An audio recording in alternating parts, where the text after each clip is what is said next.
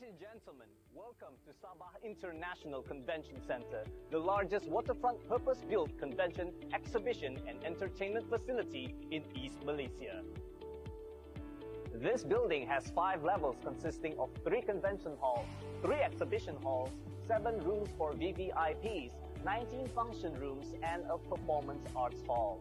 We are currently at the SIPADAN Convention Hall here on level 4. If you hear the sound of this alarm,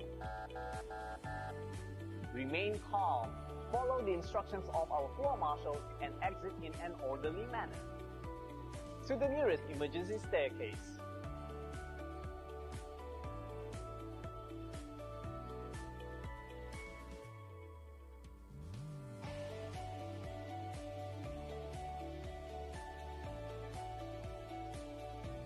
Head down to level 3 and proceed your way to gather at the Development Square Open Plaza.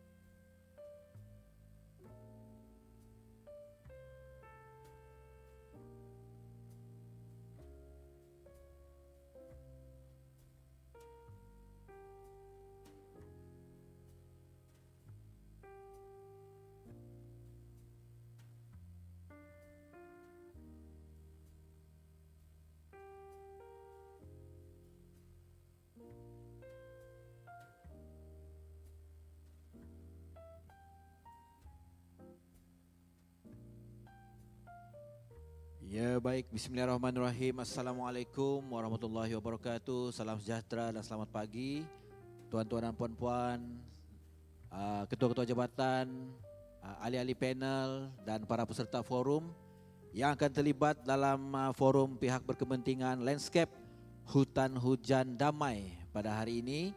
Semua maklum yang pagi ini kita akan bersama-sama dalam majlis perasmian forum yang akan dirasmikan oleh Yang Berhormat Datuk Abidin bin Madingkir. Untuk itu, sebelum kita menyambut kedatangan ataupun ketibaan Yang Berhormat Datuk Pembantu Menteri, saya mohon kerjasama tuan-tuan dan puan-puan untuk memenuhkan kerusi di hadapan. Tiada sudah orang lain, memang untuk para peserta dan ahli-ahli panel lah tu. Okey, yang baru tiba ataupun yang sedang duduk ini, kita penuhkan kerusi di hadapan untuk cantiklah gambar yang akan diambil dan untuk memeriahkan lagi majlis perasmian forum kita pada hari ini. Sekali lagi saya persilakan tuan-tuan dan puan-puan untuk memenuhkan kerusi di hadapan. Terima kasih.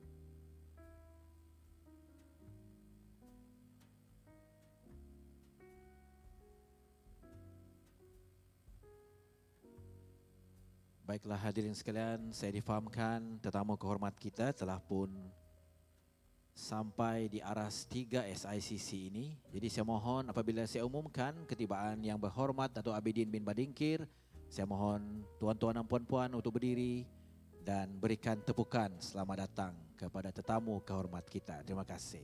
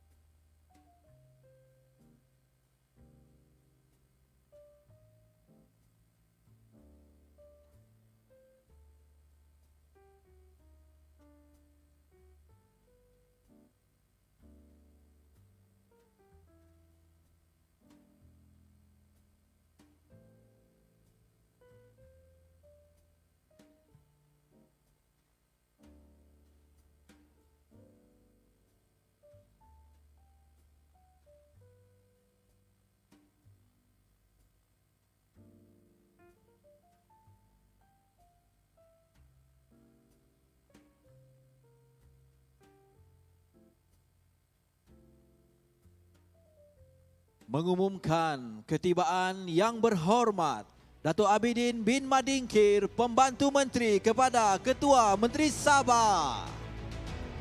Kita berikan tepukan selamat datang kepada Yang Berhormat Datuk.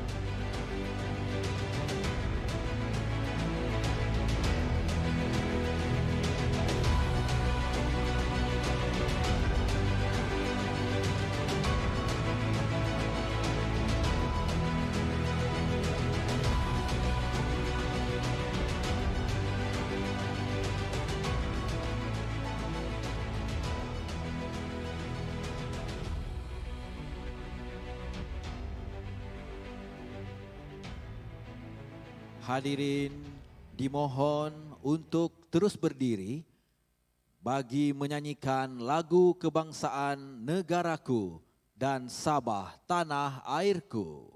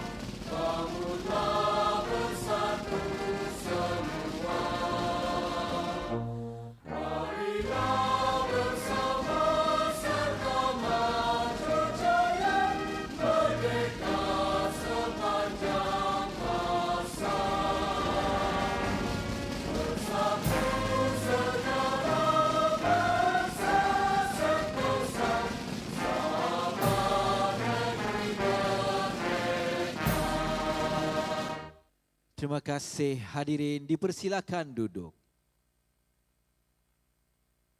Seterusnya, mari sama-sama kita hayati lagu tema Hala Tuju Sabah Maju Jaya.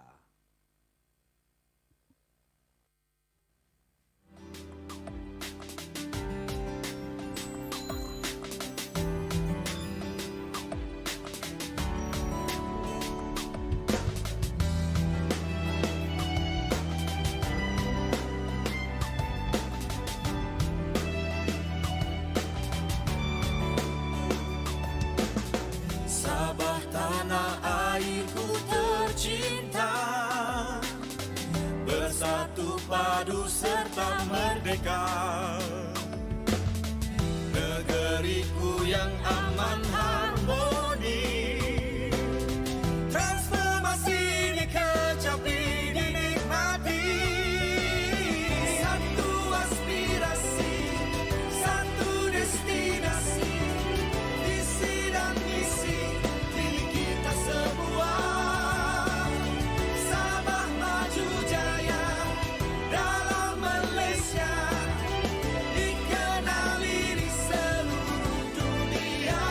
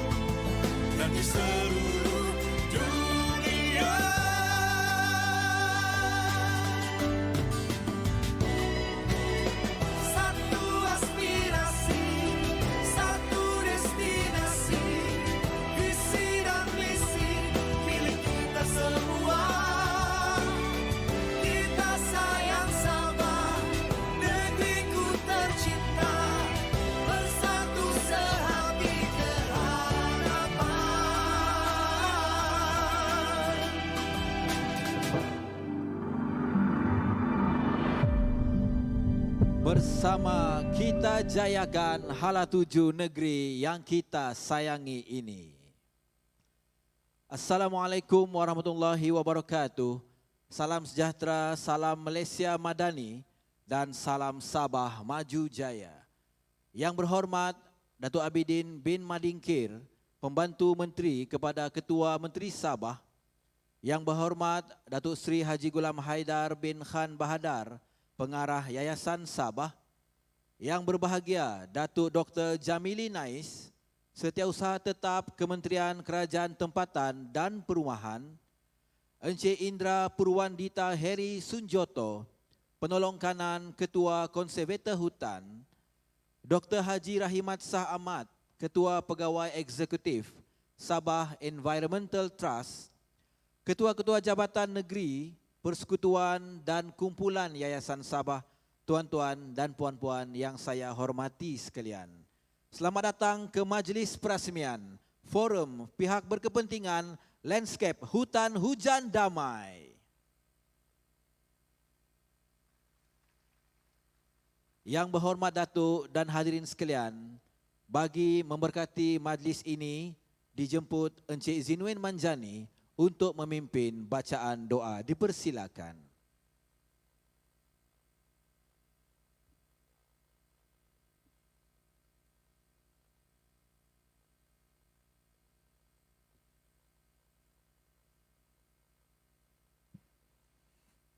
Al-Fatihah. A'udzu billahi minasyaitonir rajim. Bismillahirrahmanirrahim. Alhamdulillahi rabbil alamin, arrahmanir rahim, maliki yaumiddin. Iyyaka na'budu wa iyyaka nasta'in. Ihdinas siratal mustaqim. Siratal ladzina an'amta 'alaihim ghairil maghdubi 'alaihim waladdallin. Amin. Amin ya rabbal alamin. أعوذ بالله من الشيطان الرجيم. بسم الله الرحمن الرحيم. الحمد لله الذي علم بالقلم وعلم الإنسان ما لم يعلم وبه نستعين على أمور الدنيا والدين والصلاة والسلام على خير خلقه سيدنا محمد وعلى آله وصحبه أجمعين. اللهم يا الله يا أرحم الراحمين. Di bawah naungan rahmat dan segedap nikmat, kami rafakkan puji dan syukur bersama munajat dan permohonan agar majlis ini merimbun dengan keberkatan sehingga ke akhirnya. Allahumma ya aziz ya jabbar, mudahkanlah setiap urusan kami, satukanlah fikiran kami, lancarkanlah dan mudahkanlah jalan-jalan kami dalam jalinan permuafakatan hati mutmainnah, dalam semarak masyarakat yang bermarhamah. Engkau tingkatkanlah keilmuan kami, keadaman dan komitmen kami. Kurniakanlah kepada kami sinaran kepahaman dan kemahiran. Mantapkanlah semangat hasil kerja kami untuk terus meraih kejayaan demi kejayaan dengan penuh dedikasi, cekal dan proaktif.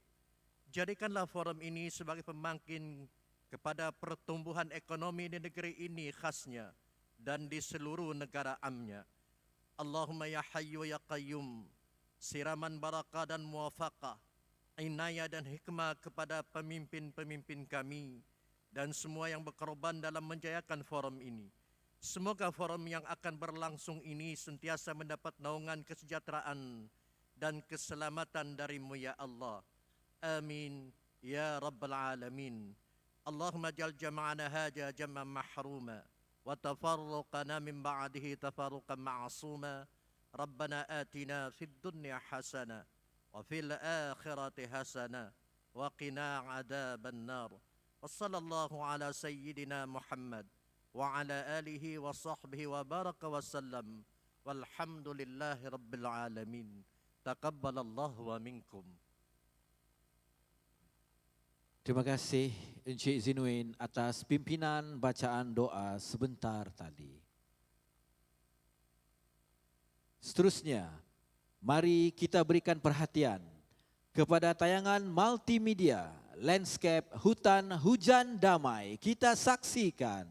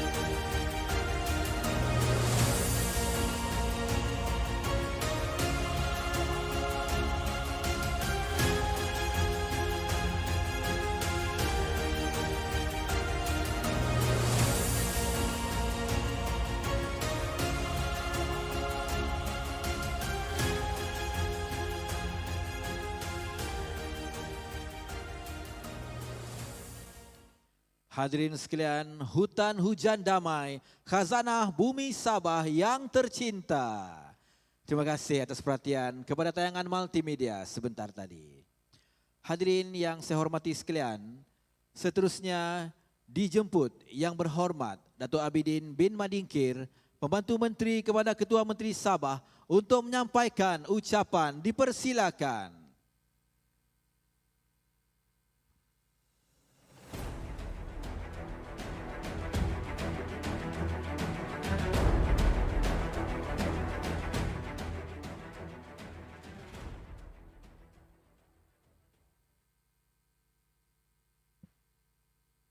Terima kasih kepada saudara pengacara Majlis,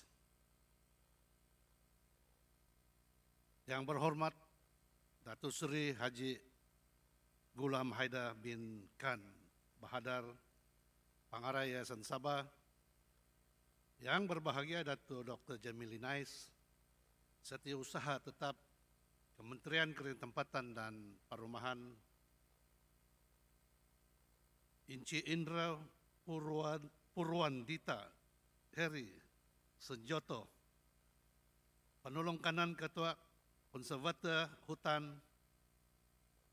Dr. Haji Rahimat Shah Ahmad, Ketua Pegawai Eksekutif Sabah Environment Trust. Saya lihat ada saya punya kawan lama, kalau tidak sebut nanti susah ya. Sama-sama kami di London dulu tahun 80-an. Mr. White ataupun Adnan Putih namanya. 10 tahun sudah jumpa. Ketua-ketua jabatan negeri, persekutuan, dan kumpulan Yayasan Sabah, tuan-tuan dan puan-puan saya hormati sekalian. Salam sejahtera, salam Malaysia Madani, dan salam Sabah Maju Jaya.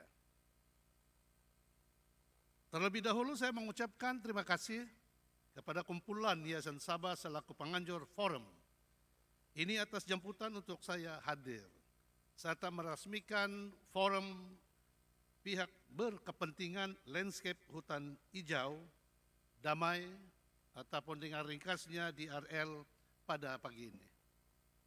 Tahniah dan sabas juga saya ucapkan kepada Jabatan Perhutanan Sabah, Jabatan Hidupan Liar Sabah, dan Sabah Environmental Trust atas penganjuran bersama forum ini. Para hadirin yang saya hormati sekalian, hutan merupakan khazanah negara yang penting dalam menjamin kestabilan ekosistem dan juga berkait rapat dengan pembangunan sosioekonomi negara. Pengurusan hutan secara sistematik dapat mengelakkan daripada bencana seperti banjir, kebakaran hutan, tanah runtuh, dan masalah kehilangan habitat hidupan liar. Hutan juga mampu untuk menjana ekonomi negara melalui sektor pelancongan dan rekreasi. Dalam hal ini, Kerajaan Sabah berhasrat untuk mengekalkan 64% daripada keluasan negeri ini sebagai litupan hutan. Ini meliputi kawasan seluas 3,84 juta hektar ataupun 52% kawasan negeri ini sebagai kawasan yang diwartakan sebagai kawasan hutan simpan dan perlindungan lain. Sejajar dengan dasar Hutan Sabah 2018. Kawasan ini menjadi habitat penting kepada pelbagai spesies hidupan liar yang terancam dan sebagai zon penampan yang dilindungi daripada aktiviti penebangan hutan. Komitmen ini adalah selaras dengan plan pembangunan Hala 7 Sabah Maju Jaya.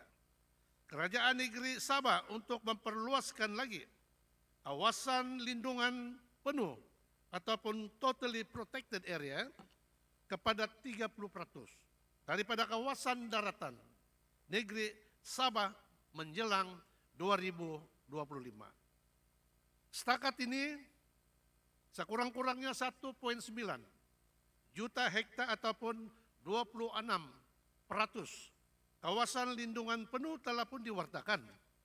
Manakala bakinya lebih kurang 300.000 hektar akan dikenal pasti dan diwartakan dalam masa 3 tahun ini. Komitmen dan pencapaian ini meletakkan Sabah sebagai negeri peneraju di dalam bidang konservasi hutan. Inisiatif seperti The Heart of Borneo, yaitu satu kerjasama konservasi hutan di antara 3 buah negara, yaitu Malaysia, Indonesia, dan juga Brunei telah diwujudkan untuk memelihara dan juga memulihara biodiversity hutan yang terdapat di dalam ketiga-tiga negara ini. Ketiga-tiga hutan di negara ini berfungsi sebagai koridor hijau yang memulihkan pelbagai spesies hidupan liar untuk berhijrah, merentasi landscape hutan yang menghubungkan negara-negara ini serta membantu dalam pemulihan habitat kritikal hidupan liar. Saya dipahamkan, forum pada pagi ini merupakan salah satu aktiviti yang dirancangkan di bawah MOU di antara kumpulan Yayasan Sabah, Jabatan Perhutanan Sabah, Jabatan Hidupan Liar Sabah, dan juga Sabah Environmental Trust. Terdapat 3 objektif utama forum ini, yaitu pertama, mewujudkan kesadaran awam, terutamanya kepada masyarakat Sabah, mengenai dengan landscape hutan hujan damai ataupun DRL. Kedua, membantu masyarakat memahami kepentingan habitat semula jadi dan mendapatkan sokongan mereka dalam membantu melindungi dan juga memelihara DRL. Dan yang ketiga, memperkasakan komuniti untuk wujud bersama secara mampan dengan persekitaran semula jadi mereka. Saya turut dipahamkan juga bahwa DRL merupakan landscape hutan seluas 1 juta hektar yang terdiri daripada reserve hutan kelas 1, yaitu perlindungan, hutan kelas 2, produksi, termasuk kawasan konservasi, utama yaitu Denem, Maliau, dan Imbak, serta beberapa kawasan perledangan sawit seperti Benta Wawasan, dan juga kawasan restorasi dan rehabilitasi hutan seperti Infapro dan Inikia serta lain-lain industri. Kawasan konservasi Dainem, Maliau, dan Imbak membentuk kawasan konservasi terbesar di Malaysia. Kawasan konservasi ini diuruskan untuk melindungi kelestarian, kepelbagaian, biologi hutan simpan untuk mempromosikan penyelidikan, latihan dan penyelidikan dalam bidang konservasi, ekologi, dan perhutanan, serta untuk tujuan ekopelancongan tanpa menjejaskan objektif pengurusan hutan simpan. Dari segi kepelbagaian, biodiversity, DRL mewakili kawasan hutan yang dilindungi dan antara yang terunggul di Kepulauan Borneo yang mengandungi 15 hingga 20% daripada keseluruhan diversity hutan Borneo, yaitu lebih kurang 15.000 spesies tumbuhan, termasuklah Dipterokap, orkid, periuk kera, epifit, dan 2 spesies Rafflesia yang ikonik. Di samping itu, DRL mempunyai lebih daripada 124 spesies mamalia, termasuklah kesemua mamalia dan burung yang wujud di Borneo Utara.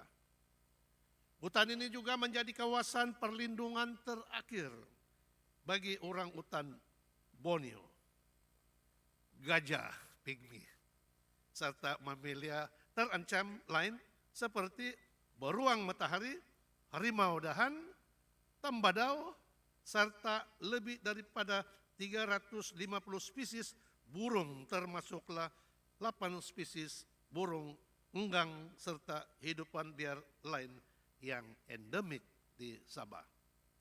Para hadirin yang saya hormati sekalian, DRL juga terkenal sebagai salah satu destinasi penyelidikan hutan tropika yang terbaik di dunia. Pusat pembelajaran lembah Dainem umpamanya diiktiraf sebagai pusat pembelajaran kedua paling berpengaruh di dunia semasa persidangan tahunan Persatuan Ekologi Tropika pada tahun 2015. Tepuk tangan lah. Setakat ini terdapat lebih daripada 1.132 proyek penyelidikan di peringkat pasca kedoktoran, PhD, sarjana, dan juga lain-lain yang telah pun dijalankan di kawasan DRL. Kawasan ini juga memungkinkan pelbagai kerjasama di peringkat global dalam bidang konservasi hutan, perlindungan hidupan liar, dan juga pembangunan mampan. Antaranya adalah badan-badan antarabangsa seperti the Royal Society of United Kingdom, Nordic Rainforest Research Network, Nature, Ecology and People Consult, Denmark, Swedish, University of Agricultural Science, Danish International Development Assistance, dan World Wildlife Fund Malaysia dalam program penyelidikan, pendidikan, dan latihan hutan hujan di samping menjalankan program rehabilitasi hutan bersama Face the Future Foundation Netherlands dan IKEA Sweden.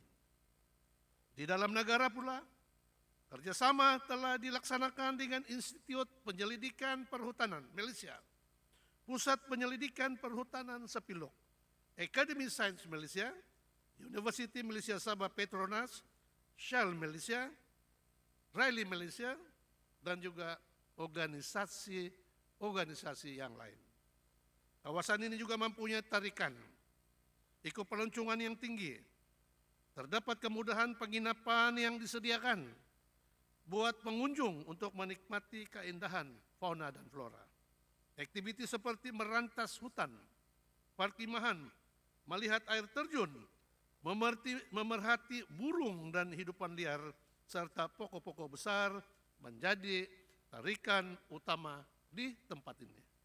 Terdapat komuniti yang tinggal di pinggir DRL yang masih bergantung kepada sumber asli hutan sebagai sumber makanan juga pendapatan. Selain daripada itu, keunikan budaya, tradisi, dan juga pengetahuan tradisional masyarakat ini adalah penting sebagai warisan negara untuk generasi akan datang. DRL juga dimanfaatkan oleh pihak berkepentingan yang beroperasi dalam kegiatan perhutanan, pertanian, perindustrian, dan lain-lain. Perkara ini telah membantu memajukan kawasan-kawasan tertentu juga secara tidak langsung memberi peluang pekerjaan kepada komuniti setempat.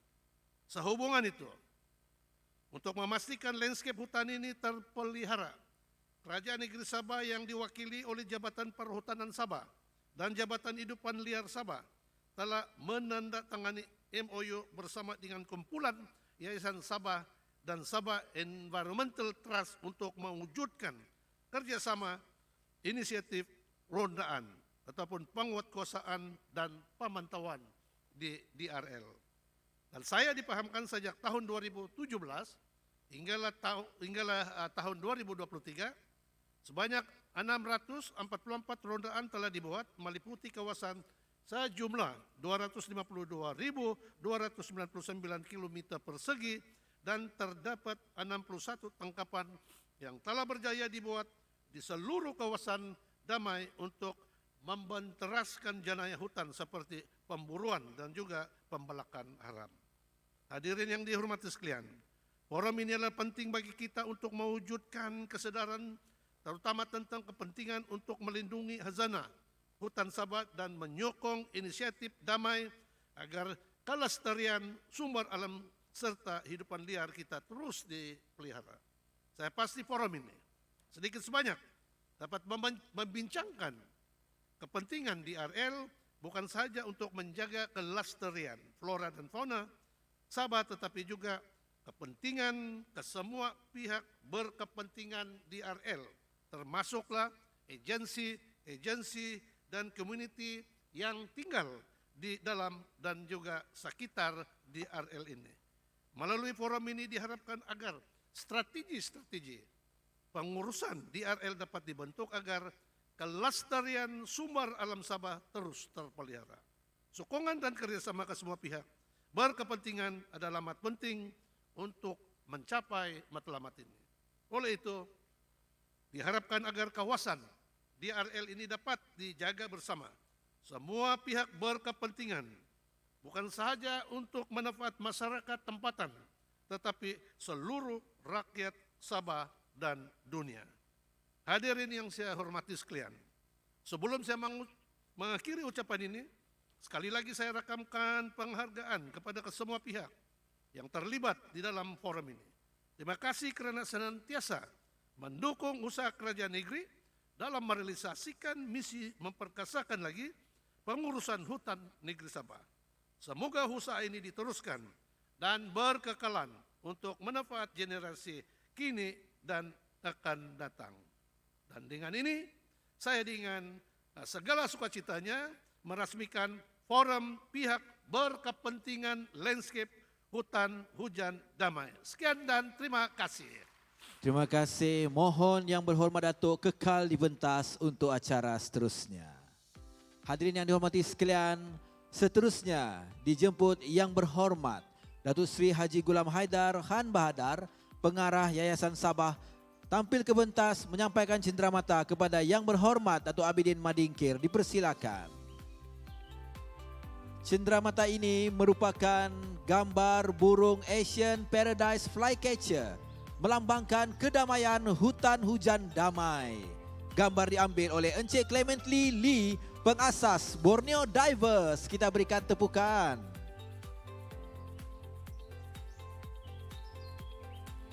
Terima kasih yang berhormat Datuk. Seterusnya dijemput yang berhormat Datuk dan hadirin sekalian untuk kejamuan. Dengan itu berakhirlah majlis perasmian forum pada pagi ini. Kita ucapkan selamat meneruskan forum kepada ahli panel dan para peserta selepas jamuan minum pagi nanti. Sekian, terima kasih.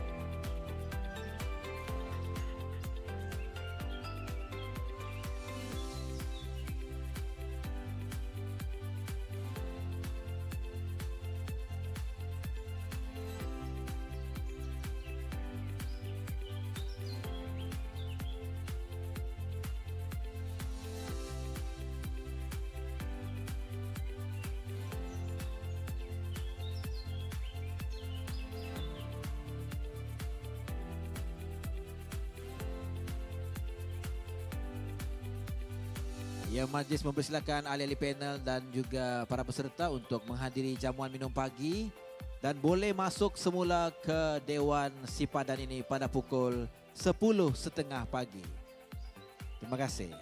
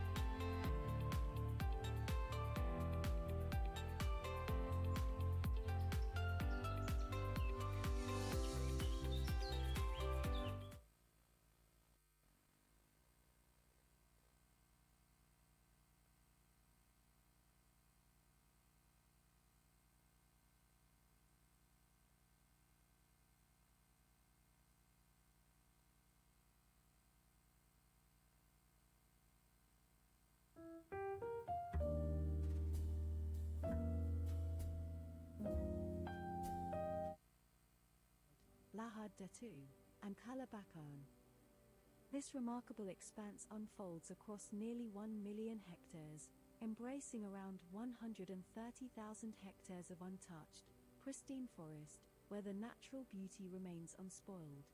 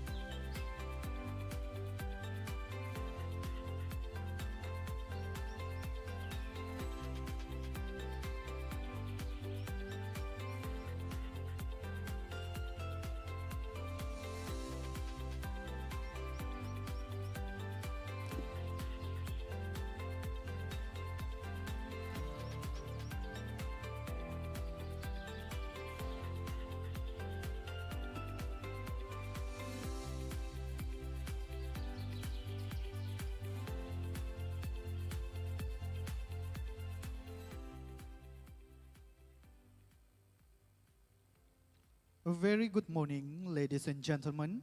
Our event is about to start, so kindly take your seats and ensure your mobile phones are on silent mode to avoid any interruptions during the session. For those who are still outside the hall, we kindly request you to join us inside and find a seat.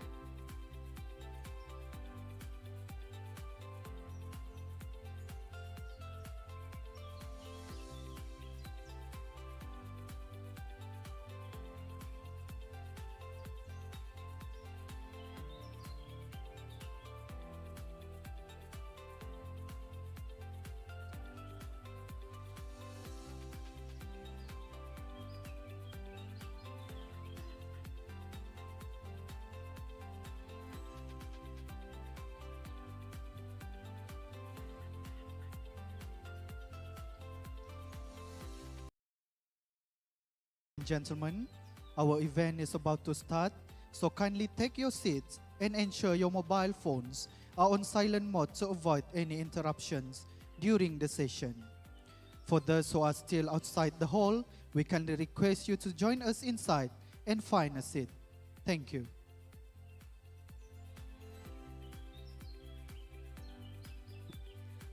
Ladies and gentlemen, before we begin, we have a few housekeeping announcements to share. Firstly, please note that the forum program book is available digitally. You can scan the QR code displayed at the registration table and various locations around the hall to access it. Secondly, there are coffee stations located outside this hall for you to enjoy. Thirdly, we encourage you to stay with us until the conclusion of this forum, as we have prepared special souvenirs for you to take home as a gesture of our gratitude. That concludes our housekeeping announcement. Thank you.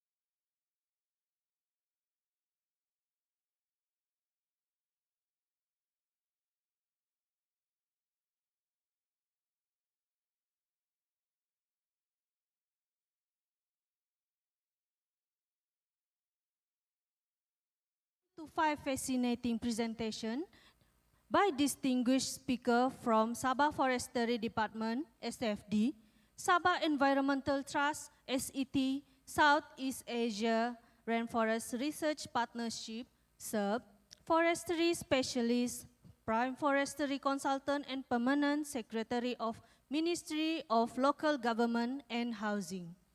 Before we proceed with the presentation, let's take a moment to delve into a captivating video presentation compiled by Yayasan Sabah on Damai Rainforest Landscape.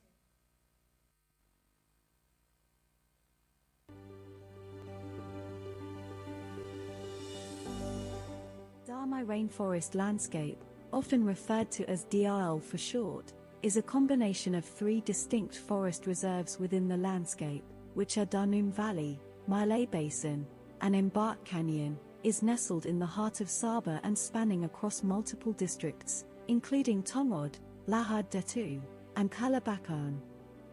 This remarkable expanse unfolds across nearly 1 million hectares, embracing around 130,000 hectares of untouched, pristine forest, where the natural beauty remains unspoiled. Within the captivating Damai, a remarkable 70% is designated as Class 1 Forest Reserve, fortified by legal guardianship under several forest rules. Damai is managed primarily for conservation. It safeguards the natural ecosystem, biodiversity, and biological processes with minimal human intervention.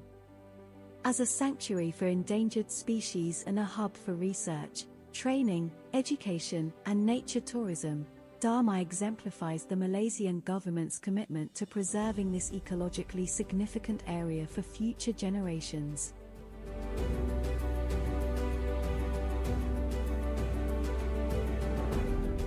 The Damai Sanctuary in Borneo is crucial in preserving the region's unique rainforest biodiversity. Within its boundaries, it safeguards 15 to 20% of Borneo's entire forest diversity, nurturing more than 15,000 plant species, ranging from dipterocarps, orchids, and pitcher plants to epiphytes and 2 iconic Rafflesia species.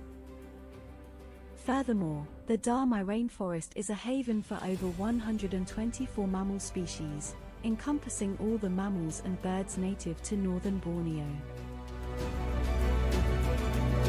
The primary type of tree species found in the lowland forest of Damai are dipterocarps.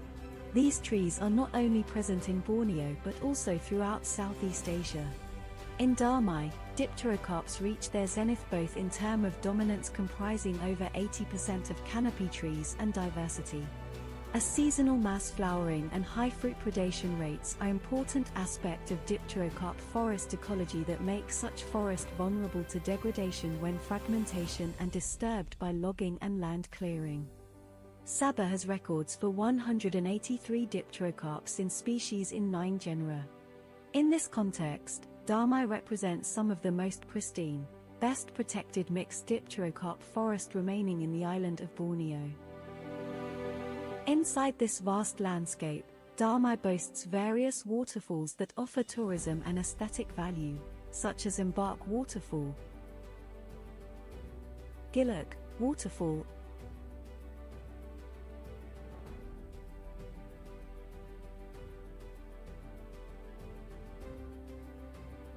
and Malio Waterfall.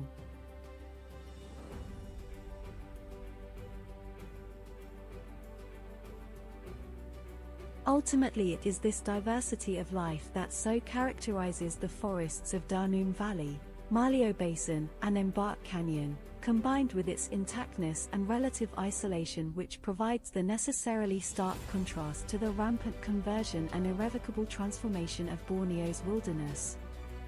Through its protection and maintenance, Damai stands to provide countless generations of inquiring minds with source of collective moral strength that is respectful for co-evolution with nature, and as such, possesses a distinct existence value as testimony of our wilderness past, present and future.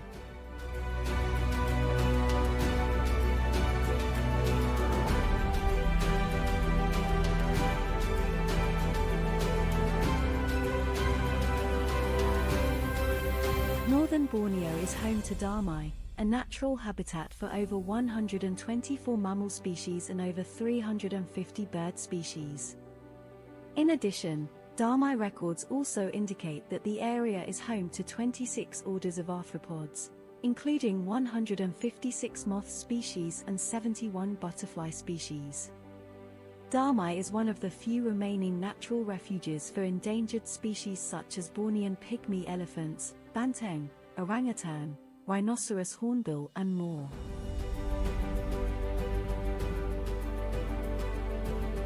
Individually, the core areas of Danum Valley, Malio Basin and Embark Canyon have great value as some of the last completely pristine ecosystems with intact large mammal communities remaining on the island of Borneo. When considered collectively within the broader surrounding landscape, the Damai becomes of immeasurable global importance.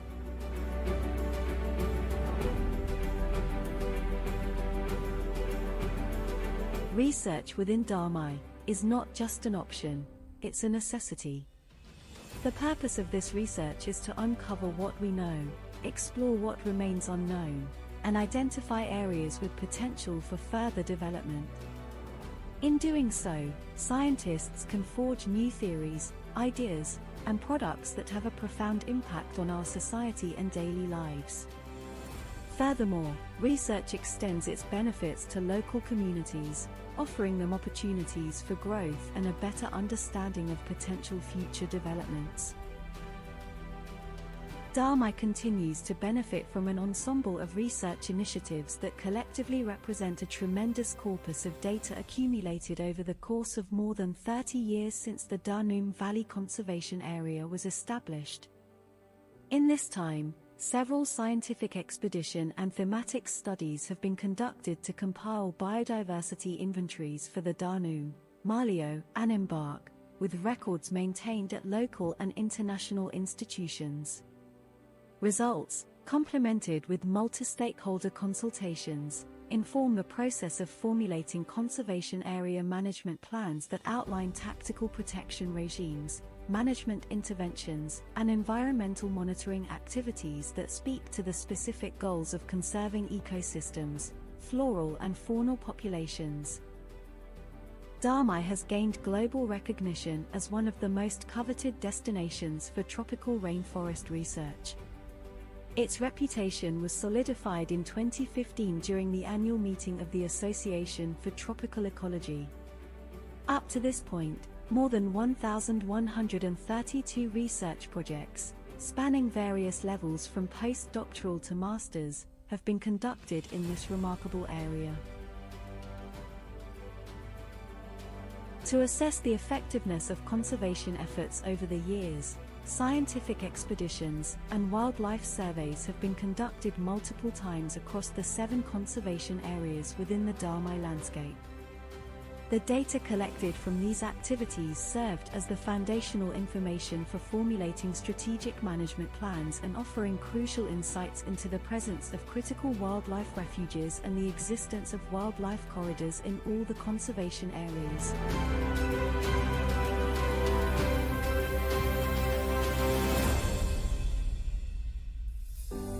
The environmental education program extends to students and involves community outreach, a natural outcome of our research efforts.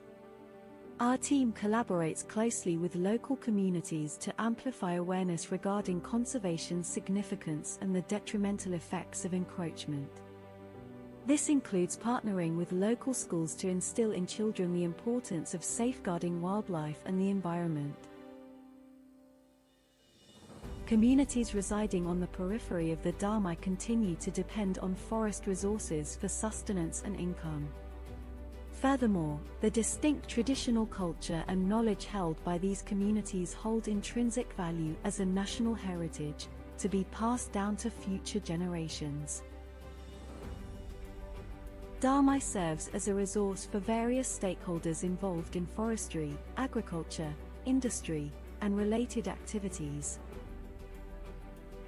This, in turn, indirectly fuels the development of specific regions and creates employment opportunities for the local communities.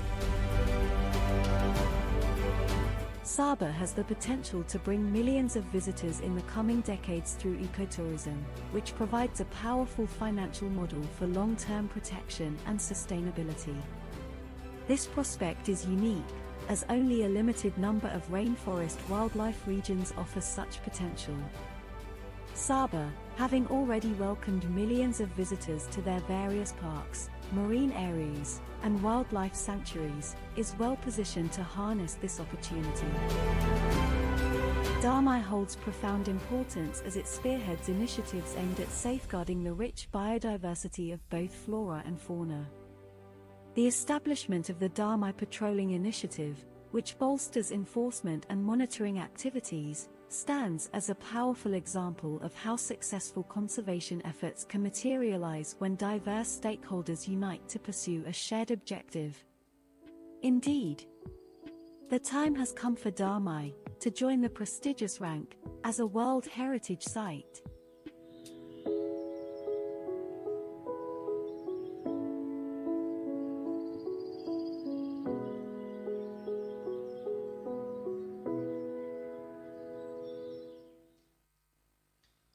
Let's give a round of applause for the wonderful video presentation. Before we proceed with the presentations, we kindly request all presenters to observe the following rules. Each presenter is given 10 minutes to present. We will ring the bell as a reminder. The bell will ring once, after 6 minutes, twice, after 8 minutes, which means the presenter will have 2 more minutes to wrap up their presentation. And after 10 minutes have passed, the bell will ring non-stop until the presenter stops presenting. Lastly, kindly note the Q&A session will only begin during the dialogue session once all the presenters have concluded their presentations. You have the option to use the provided microphone, or if you prefer, you can discreetly submit your question via the Slido app by scanning the QR code display around the hall. Ladies and gentlemen, now I would like to call upon our first speaker, Dr. Robert Ong, Deputy Chief Conservator of Forests, in charge of research in the SABAH Forestry Department, to share his knowledge and expertise on the topic of a conservation area network for SABAH supporting a sustainable landscape. Allow me to brief introduction of Dr. Ong.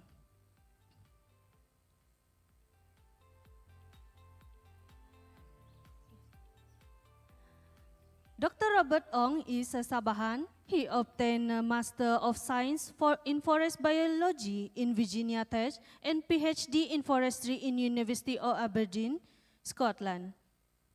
He has served with the Forest Research Center in Sandakan since 1991. Much of his early research focused on the silvicultural management of log dicterocarp forests, with emphasis on yield regulation and timber stand improvement. His current work focuses on forest conservation planning, forest restoring, wildlife habitat enrichment, and exploring opportunities for generating revenue for non-timber forest resource.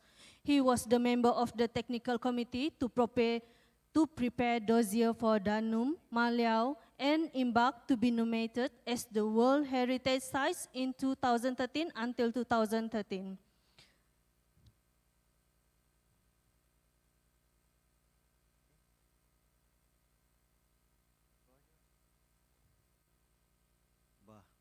Saya lah itu. Hello. Oh. Okay. Good morning, everyone. I see a lot of familiar faces this morning, and it's very nice, in my twilight months in service, to see all the people that I've worked with over the years. Really good to see you. And YD, he just doesn't allow me to relax, even again in my twilight months in service.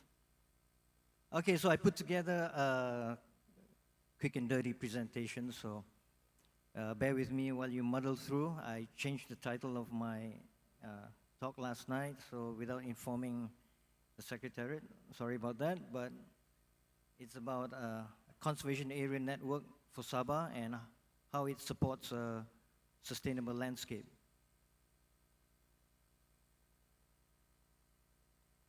Okay, so I'm sure all of you are aware over the many years, the last 20 years, we have increased our protected areas from 11.3% in the year 2000 to this year it's 27.4% now. And if you include some of the other conservation areas,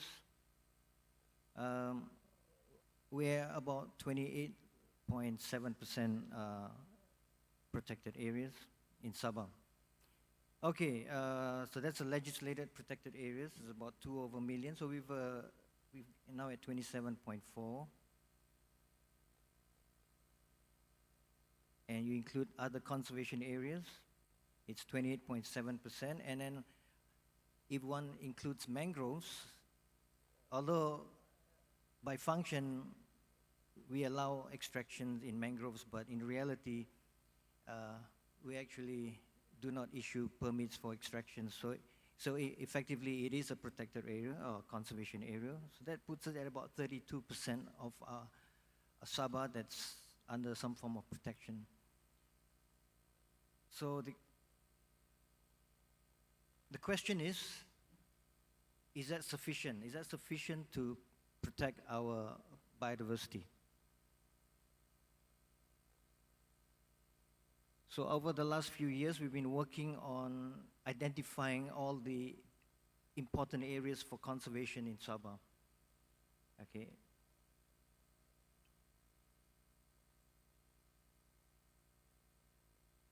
So this was done in the context of trying to achieve jurisdictional certification for timber production and other agricultural commodities. So this exercise was done in that context. And we took a landscape approach. We used rare, threatened, endangered species of both plants and animals, identify where the critical areas are. And I show you some of these maps. This map shows where the concentrations of rare, threatened, endangered plants are. This is a map that shows where the levels of endemism for plants in Sabah. So you can see Mount Kinabalu, there's a very, it's rich in endemic species. This is a map showing areas that are rich in wildlife. We took 23 species of rare, threatened, endangered wildlife, and you can see where the concentrations are in Sabah. It's all around central Sabah, Dramakot, Tabin, Tangkulap. These are really important areas for wildlife conservation. Okay, also we looked at ecosystems and we tried to identify where the types of ecosystems where we've lost a lot of areas. Here we define threatened ecosystems as those that vulnerable are those where we've had 50 to 70% area reduction. Again, the critically endangered ecosystems are those where we've lost about 90% of the original extent. So these are some more rare maps showing rare and threatened endangered ecosystems. So what we did was we put together all this information into a composite map. And what you see here, the areas in red, actually indicates areas that are very rich in rare, threatened, endangered species in both wildlife and plants. And I think it's also it's a no-brainer that most fall within our forested areas. Okay, so now the question is, does our protected area network sufficiently provides protection for our biodiversity? Okay, you overlay our protected areas, you can see that there's still a lot of these critically important biodiversity areas that are outside our protected area system. So how do you deal with this situation?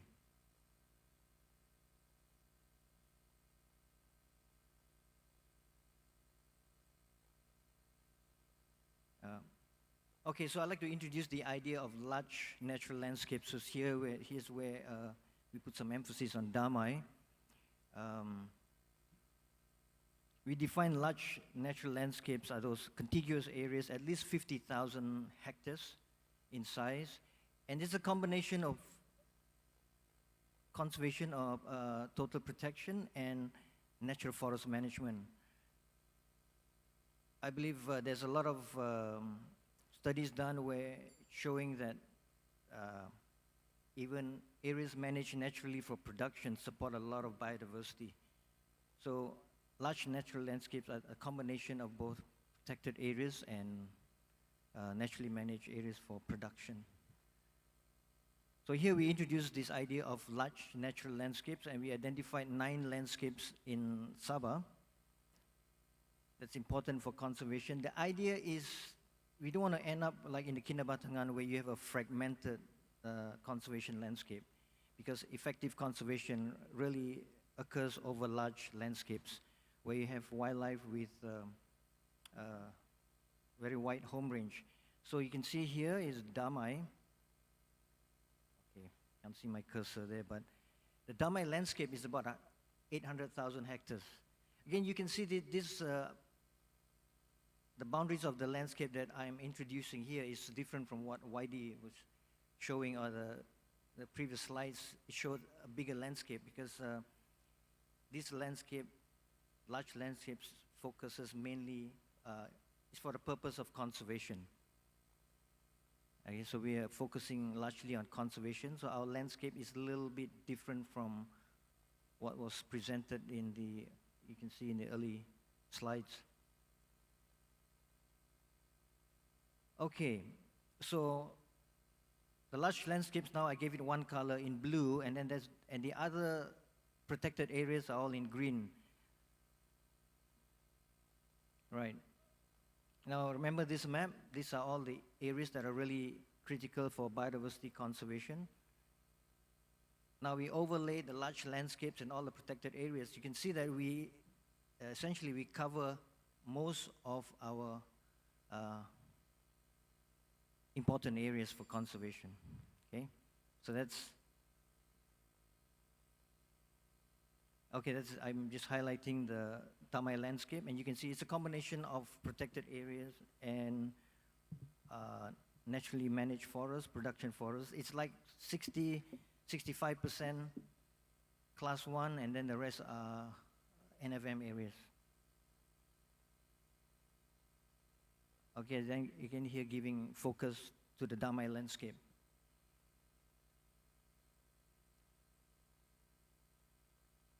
All right, so here it is now. We're trying to sell the idea that a combination of large landscapes, that's the best way to, I think, with a large landscape, we achieve about 45% of Sabah would be sort of protected if one considers that naturally managed areas are also support a lot of biodiversity. Okay, that's my quick and dirty presentation. Yeah. Do I go back there? Thank you, Dr. Robert, for your informative presentation. Our next speaker was born in Sabah. He was obtained his PhD from University Technology Malaysia, Skudai. He is currently working in Sabah Environmental Trust, Fellow of the Academy of Science Malaysia, and Chair of the Sabah chapter. He is also member of the Science, Technology and Innovations Council of Sabah under the Ministry of Science, Technology and Innovation. He is a technical committee member for the working group on agriculture, forestry and other land use and Land Use Change and Forestry. He was the member of the technical committee to prepare Dosia for Danum, Maliau, and Imbak to be nominated as World Heritage Sites in 2012 to 2013. He involved in establishing biodiversity monitoring in Damai using surveillance and smart mobile and leading the 5-year initiative on patrolling, including enforcement and monitoring in Damai Rainforest Landscape. He is currently the CEO at SABAH Environmental Trust. Now, I would like to call upon our next speaker, Dr. Rahim Matsa Ahmad, to continue the presentations on the significance of Damai Rainforest Landscape as a wildlife refuge and its importance as a conservation. Thank you. Assalamualaikum warahmatullahi wabarakatuh. A very good morning to all. Briefly, the presentations wouldn't take that long. It is about our effort in supporting the state government in putting together patrolling in the area to ensure the welfare of wildlife is taken care of. I think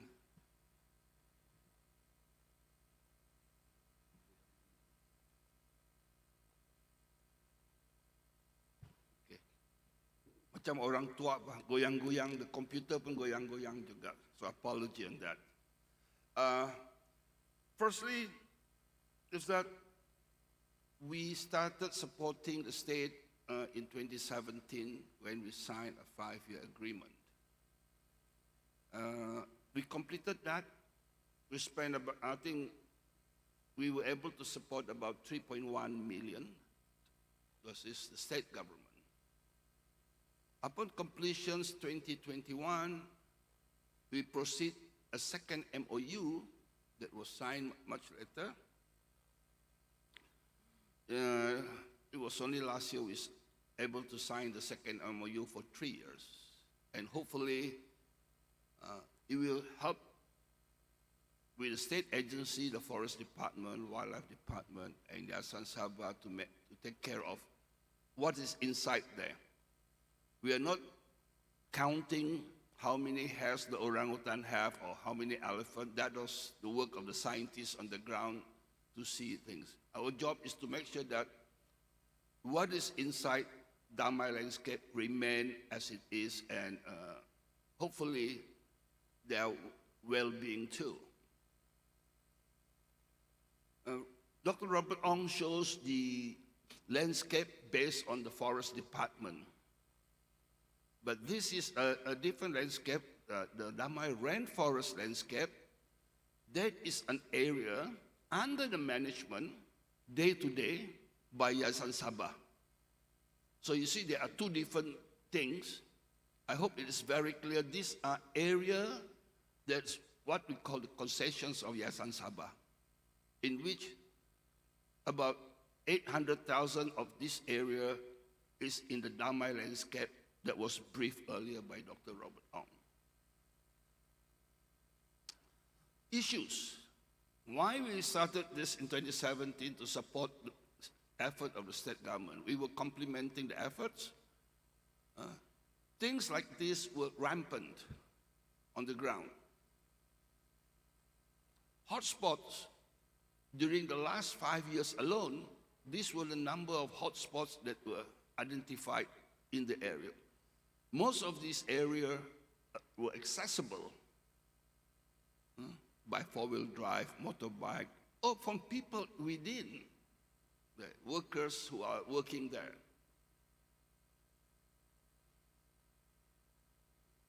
You get to see news like this many years ago, but these days, for obvious reason, less publicity of this happening, although it is still happening, because some of the people who basically conduct this thing are very brilliant. They make sure they should use a backhoe to dig a hole and cover it. So no evidence are available. It is still happening, but we have the work of the authority here, who are responsible to ensure the welfare of wildlife inside there, has been encouraging.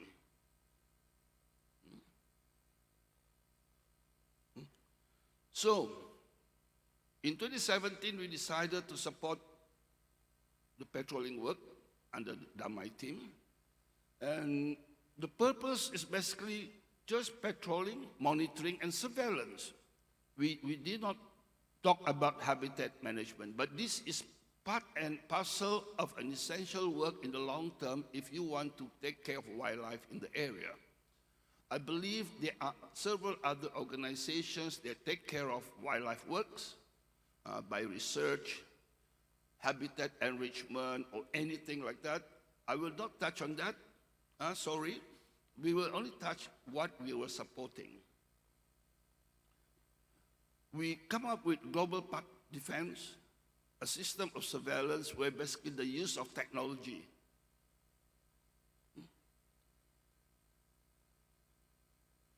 There were rangers assigned from the Forest Department, Wildlife Department, and also Yayasan SABAH to ensure there were boots on the ground. There will be no point having surveillance established in the whole area, but the people on the ground are missing. These two have to be hand in hand. You set up a camera, it triggers. Within 30 seconds, in KOTA KINABALU, we get notifications or in the field. Then what they will do is, a team of rangers will be assigned to the exact spot, apprehend guilty party, and bring them to court. Not every effort was successful because some of these hotspots do not have network to alert us, but there are basically wildlife cameras to collect information. So 30 to 50% of the area were covered with network. We were able to set up surveillance camera. This helped a lot on the ground. So over 5 years, there were many immediate arrests the very moment people enter this area. So what was promising was generally, as we have evidence to suggest these people say, there seems to be everywhere. The moment we enter, they knew we were in the forest. Of course, some of them were very lucky, there were no network. Setting up the camera is something else. You require someone trained in single rope technique to climb the tree, put it up high on the ground. It is not like a wildlife camera, where it is just 1 meter above ground for wildlife purpose. But for surveillance, you have to put up. And most camera has a range of only about 12 to 15 meters. And this, the moment you put it up on the tall tree, you require a minimum of 25-meter distance. Otherwise, no point putting camera because it will trigger, but there's no image. These are some of the pictures on screen. In our office, we can see, in headquarters, we can see. As it's updated every few minutes, the moment you got new pictures, you get to see all this image coming in. Immediately, we know, within 30 seconds to 20 minutes, what's happening, which camera evidence. So macam bilik gerakan polis lah. So if you beat the traffic light, we know which camera it is. You will notice that there were square little boxes and yellow boxes on each of the picture. If you notice, the red boxes are what we call suspect, vehicle or people. The yellow boxes are basically friendly, animal. We do monitor animal. The reason why we have all this system, AI system, is simple. There'll be hundreds of images every day. So this system sieve everything and put aside and only take out the one with the boxes. Okay, if I go back, the yellow one are all the friendly suspect. We know they were elephants. They know we are animals. The red one are the unfriendly. day and night. We get notice. These are from inside the camera, the SD card. You can see the bakakuk is superbly beautifully done. Beautiful kayu. And then on-the-ground patrol also essential. So spatial monitoring and reporting tools are used by ranger on the ground to collect evidence. These are incorporated into the system where we use Earth Ranger to monitor it. It produces a map, it tells us which area has a lot of issues. Results, over the years, these are the figures that we got in terms of patrol, everything. In terms of indicators, the dashboard suggests that items that are confiscated, record, guns. Of course, we have never caught any with AK-47. This is just an illustration with AK-47. You see? Most of them are bakakuk. Hopefully, they don't upgrade into AK-47. These are the things on the ground.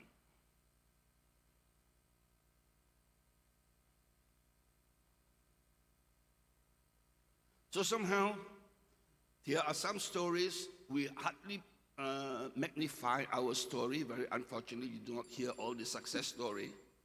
A simple reason, every time we want to highlight, of course, they say, still in police case, still in court case, so do not publicize this. So with that very little publicity about this thing, we cannot break the rules. There's an agreement. The highest one, of course, the ex-MP. That was the biggest one. Because of this exercise, I'm grateful now that Forest Department are strengthened by the SFD Protect Team that was supported by Yasan Saim Dabi. Also, the Wildlife Department also recently have that rapid response team. And the latest, the Malaysian government provide funding for the establishment of the community ranger. From 250, I think it is going to increase to 500 next year. But the only worrying part is the budget is year by year. So sometimes even this year, it was approved in March. By the time you recruit, it was in June. And you start to bring them in training, you got 3 more months, and very soon you have to give notice, tiada peruntukan. So, but thanks to the Malaysian government, at least 2024, it has been increased from 1,000 to another 1,000, so we got about the whole of Malaysia 2,000. I think 500 for Sabah, 500 for Sarawak, and 1,000 for Peninsula. So somehow, every little effort helps. With that, thank you very much, ladies and gentlemen. Thank you, Dr. Rahim Matsa, for your insightful presentation. Ladies and gentlemen, we have prepared a survey for you to fill. Upon completion, you will be able to claim an exclusive souvenir from the Secretariat. To access the survey, just scan the QR code located at the entrance. Let's welcome our next speaker, Datuk Dr. Glenn Reynolds, Director of SABAH, who will be speaking on Damai Rainforest Landscape as an excellent, outstanding and exceptional area for strategic, innovative and creative research collaboration area. Datuk Dr. Glenn Reynolds was born in UK but spent most his time in Sabah. He obtained his Bachelor of Science honours in horticulture at WE College, University of London, and subsequently his PhD at Imperial College London. Postdoctoral Research Fellow at Swansea University, Honorary Professor at the University of Lancaster, PhD graduate of Imperial College. He has worked as a He has worked as part of SERP for more than 20 years, including as the field-based senior scientist at Danum Valley for 10 years.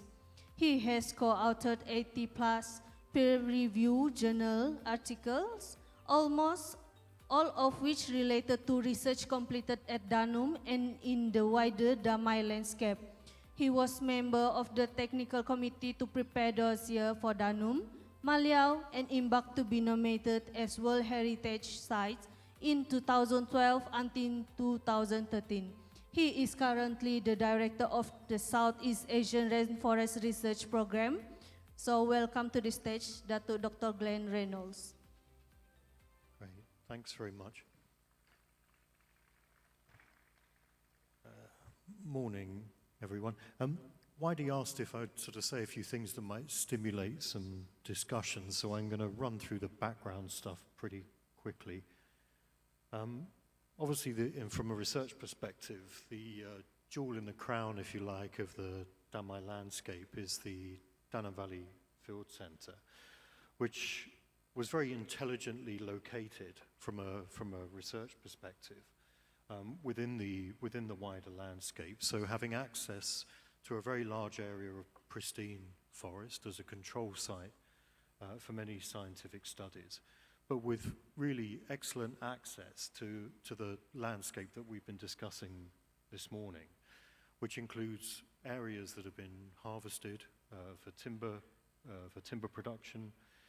There are large areas under restoration as part of the InfraPro project, and in IKEA as well, of course. There are significant areas that have been converted to plantation, timber plantations under SABAH softwoods, as well as large-scale oil palm plantations. So it's a fantastic area for research that focuses on the impacts of timber harvesting, land use change, and the recovery of biodiversity and ecosystem functioning post-harvesting, post-fragmentation, and so forth. And as a scientific resource of that type, it's probably unparalleled anywhere in the tropics. So in terms of the outputs and impacts of the wider program at Danum Valley and elsewhere really within the landscape, certainly Danum Valley is now recognized as one of the leading tropical forest research centers anywhere in the tropics. Probably one of the top 3 centers of its kind anywhere in the world. Almost 800 journal articles have now been published as part of the program at Danum Valley, which have been cited many tens of thousands of times in the scientific literature. And that body of evidence really, I think we can say, has led to a step change in our understanding of tropical forests and the impacts of timber harvesting, forest restoration, and so forth. More importantly, in many ways, many scientists have now started their careers through the program at Danum. Over 250 now students have gained their master's or PhD degrees, including more than 80 early career Malaysian scientists, many of whom are in this room actually. And there have been significant contributions to not just to on-the-ground conservation, but the development of policy and so forth. But in terms of the purpose of today's meeting, and as I say, to perhaps stimulate some discussion in the forum that's being held in a few minutes, I thought it might be worth thinking about what we could do to embed and expand upon the successes of the program.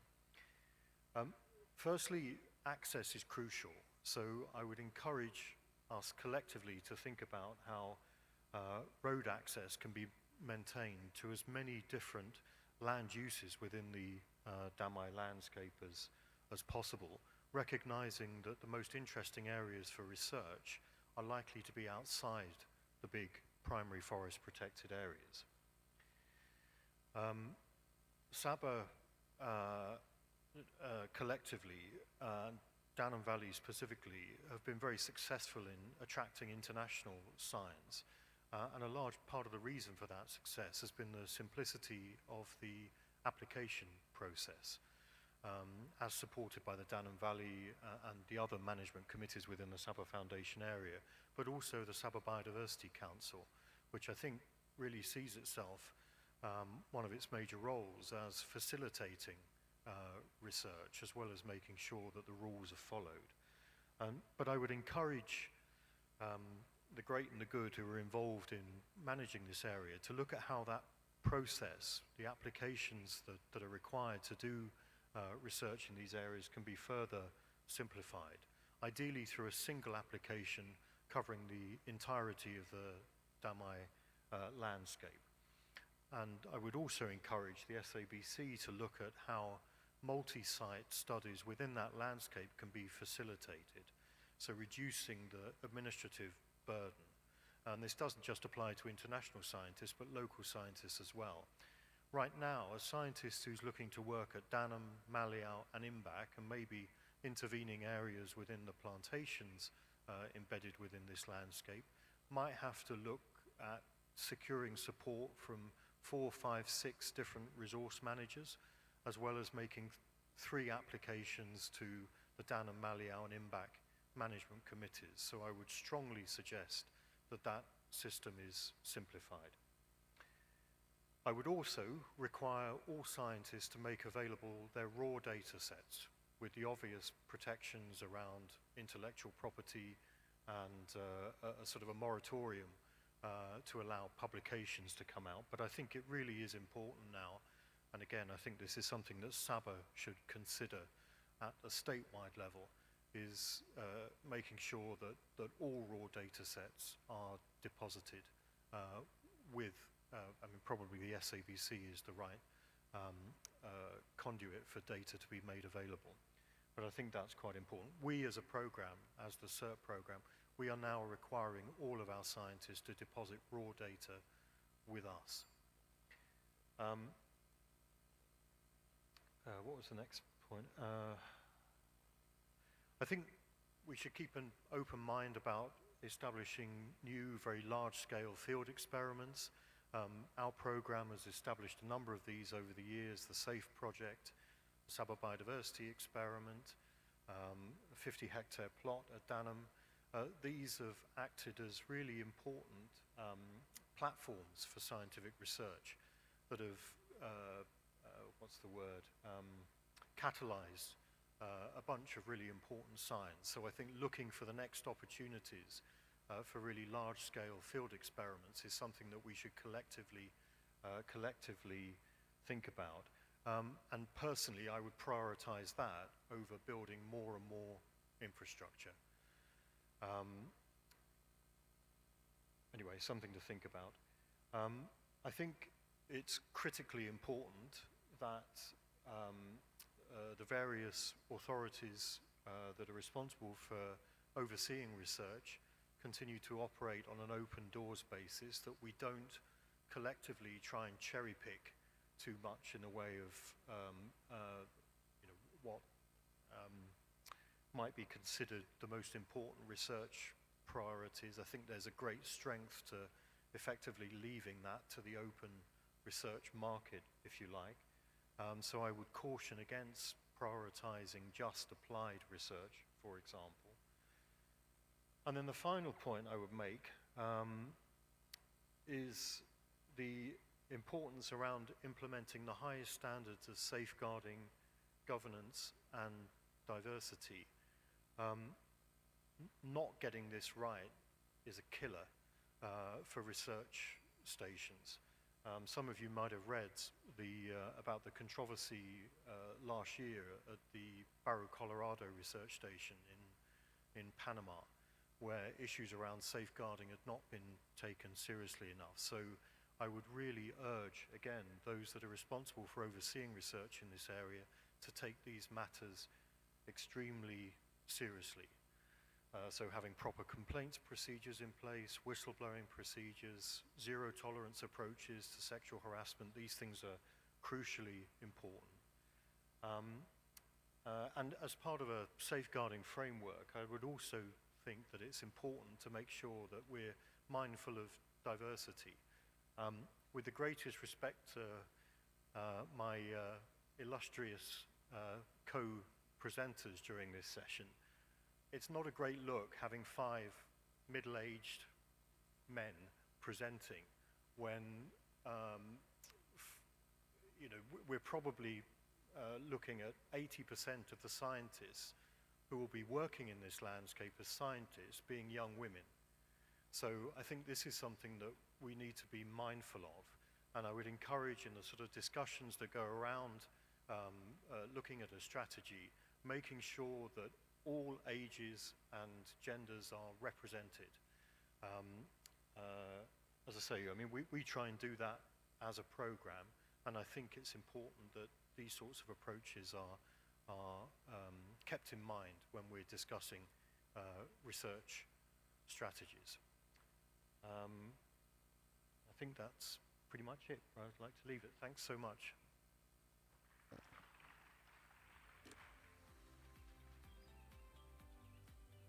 Thank you, Dr. Glenn Reynolds, for the presentation.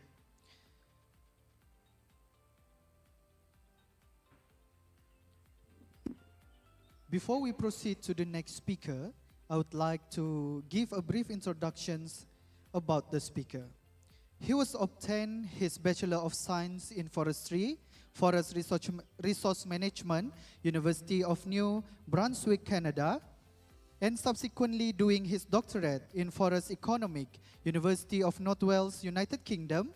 He worked in the forestry sector over 40 years in different capacities. 6 years in timber operations, 16 years in forest silviculture, forest inventory, forest planning and management, research and development, forest conservation and protection. He was the associate professor at University Malaysia Sabah for 11 years, lecturing in forestry. He was in landscape management for 3 years. He was the member of the technical committee to prepare dossier for Danum, Maliau, and Imbak to be nominated as World Heritage Sites in 2012 to 2013. He currently a forestry specialist at Prime Forestry Consulting. Welcoming to the stage Dr. John Tay to present on stakeholder engagement in Damai Rainforest Landscape. So it's well and good to protect the biodiversity in Damai and its greater landscape, but this will not go down well if we exclude the landscape people in this development process. So by landscape people, I mean those who manage, uses, and also owns the landscape which we are referring to here in Damai. By that also I meant those who are apparent to us and those who are not so apparent to us. If you look at on the right-hand side of this slide cover, there's a hidden hand behind the tree. So in the stakeholders engagement, we got to involve all parties. So who are we talking about within the Damai landscape? Let me walk you through in this map. In the yellow, of course, in the Damai, we have Yayasan SABAH. And Yayasan SABAH work very closely with the government institutions such as the Natural Resource Office, the Sabah Biodiversity Center, Sabah Forestry Department, of course, the Environmental Protection Department, as well as the Sabah Wildlife Department. And then in the yellow, we have the growers. We have Sabah Food. I think some of the representatives are here. We also have the Pentawawasan who grows the oil palm. And in addition to these large growers, we also have the small and medium-sized oil palm growers, which is situated in the Ulu Sigama landscape. There's this state land where we have about 30 or 40 small oil palm growers. Then we have the loggers on the left-hand side of the map. The yellow, the orange patch is basically managed by the Forestry Division of SABAH Foundation. There are others whom we don't see in this map. Academic institutions, collaborators, overseas and local collaborators, local communities in the Imbak area, in the state land within the Ulu Sigama and so forth. So my last count of all the institutional stakeholders was not less than 65.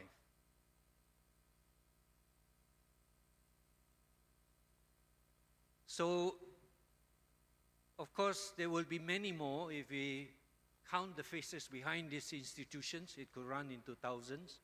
And that's where the challenges are. That's where all the issues are, as presented by our second speakers.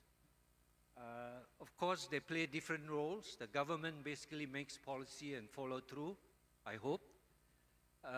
The private sectors implement the projects, and they also provide the core funding. Then we have the university on the other side, who's supposed to deliver the science policy interface. The community, of course, provide local knowledge, and also they are also concerned about their livelihood. Then we have the NGOs and the CSO who supports the conservation efforts within the Damai and its greater landscape. So because of these different roles, because of the different priorities, because of the different expectations, it's a big challenge to get Damai into a World Heritage nomination for 3 reasons. Because, number one, they already got prior commitments with the licensee, and in this case, of course, it's SABAH Foundation. Second, any new compliances that would be introduced into Damai would require additional resources, whether it's machine, whether it's people, and of course money. And finally, these additional resources will eat into the bottom line of the institutional stakeholders.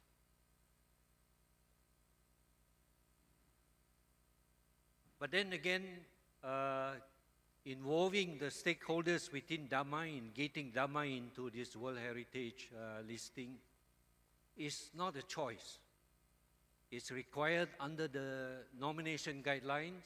Section 2.3 says it very clearly that we need to involve the local people and the stakeholders so that you get a shared understanding, and therefore the transition into a better managed area is smooth. And it's not a one-time effort to go and involve the stakeholders. It will be continuing into the future. So this we need to keep in mind. Fortunately, we have a lot of guidelines developed by people who have good intention, guidelines that have been well tested.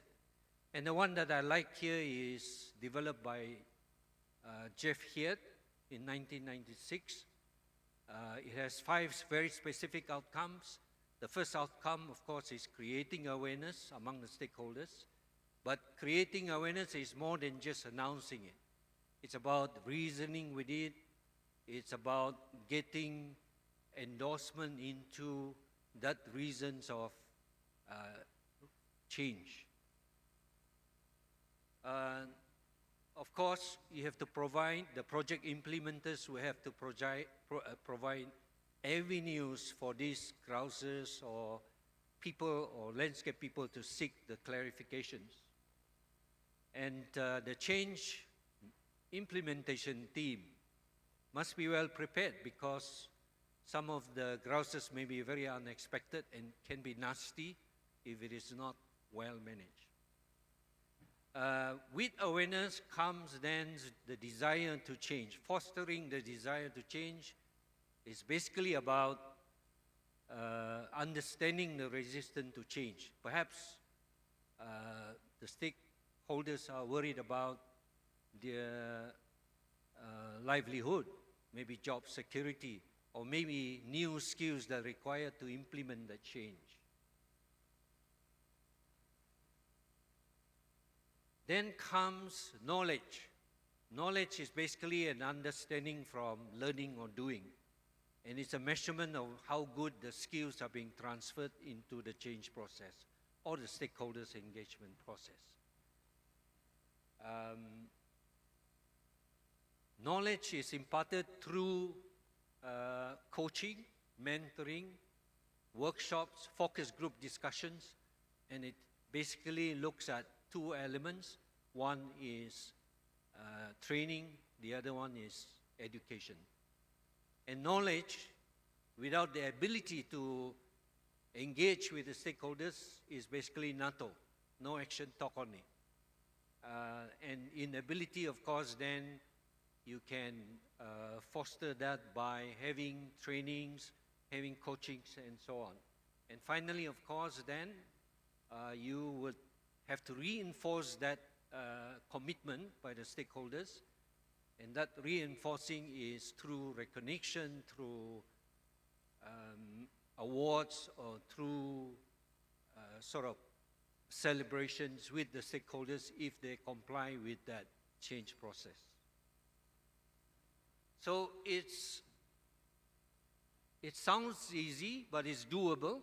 I mean, it's too true to believe, but it's doable if we follow these 5 principles. I believe you can do it if you follow these 5 success principles. Number 1, in any stakeholders engagement, it must be representative. I know some stakeholders consultation are very much selective, and doesn't go down well in the whole process, the development process. Second is trust. I learned this from Yap Siufa, my good friend in the Qigong. Trust the system of stakeholders engagement. Like I said earlier, after all, the framework has been developed and tested through time. Then when you implement the process, it has to be sincere. And by sincerity, I mean you lay bare the facts, willingness to listen, willingness to engage, and willingness to resolve. Of course, it's hard work. But you have to just go through that process and make sure that things get done. And finally, of course, is dedication. And dedication is basically reinforcing the goal, basically getting established the proper protocol for it, and of course, build the credibility along the way. So let me pause here. I love to hear your side of the stories. I'm sure you have more experience in stakeholders consultation, but the underlying message is how to get this to make Damai nomination into a World Heritage a successful one. Thank you.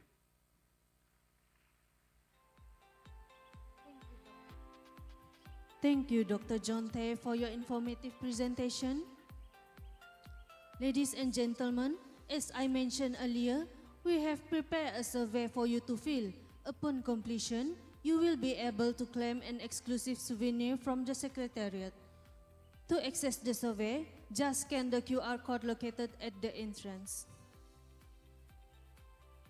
Lastly, I am honored to introduce our final speaker for today, Yang berbahagia Datuk Dr. Jamili Nais, the Permanent Secretary for Ministry of Local Government and Housing. Datuk Dr. Jamili is a conservationist and have a lot of experience working with World Heritage Sites. He was born in Takutan Ranau. He obtained his PhD in Planet Ecology from the University Aberdeen, Scotland. He served Sabah Park for 31 years, from 1988 until 2019. He was the Permanent Secretary for Ministry of Tourism, Culture and Environment from 2020 until 2022. He is the first Malaysian and the sole Asian appointed and sit on the distinguished panel members of Union for Conservation of Nature, IUCN, World Heritage Panel from 2017 until 2022. He has been working with Yayasan SABAH before joining SABAH Parks and almost become the project manager for Danum Valley Conservation Area. He is actively involved with the Danum and Maliau Management Committee. He was the member of the technical committee to prepare dossier for Danum, Maliau, and Imbak. Now I would like to call upon our last speaker for today's forum, Dr. Jamili Nais, to the stage. Thank you, Puan Pengacara Majlis. There's the danger of not submitting your CV. They came up with their own, and apalah, saya teruskan sajalah. I would like to thank the organizer for inviting me to speak today. The topic given to me is the potential of Damai rainforest landscape as a World Heritage Site. Now,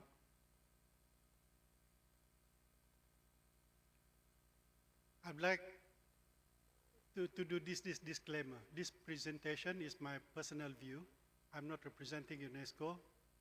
I'm not representing the World Heritage Committee. I'm not representing IUCN or the IUCN World Heritage Panel. I'm here on my personal capacity, not even my current workplace, because the Ministry of Local Government Housing do not have anything to do with this Damai. So this is my personal opinion. Now, I have many slides, but the 10 minutes given, some of them I'll just flip through. But I only have 2 slides with substance. This is the first one. Because of the topic given to me, in my honest opinion, and with all my experience, my expertise, I honestly think that I have no doubt Damai has the potential to be a World Heritage Site. So itu saja.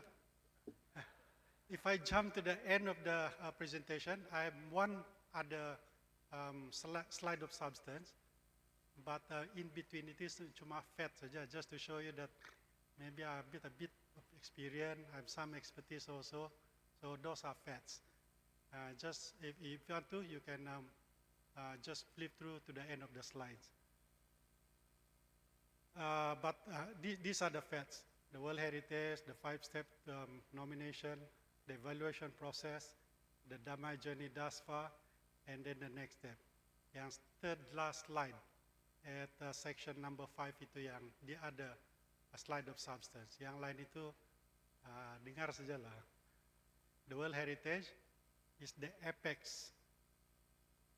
Kalau all other types of recognition, all other categories of protected areas, all other recognition by UNESCO, whether it's geopark or biosphere reserve, World Heritage is the number one, the apex, the best of the best. This is the one. What is a World Heritage?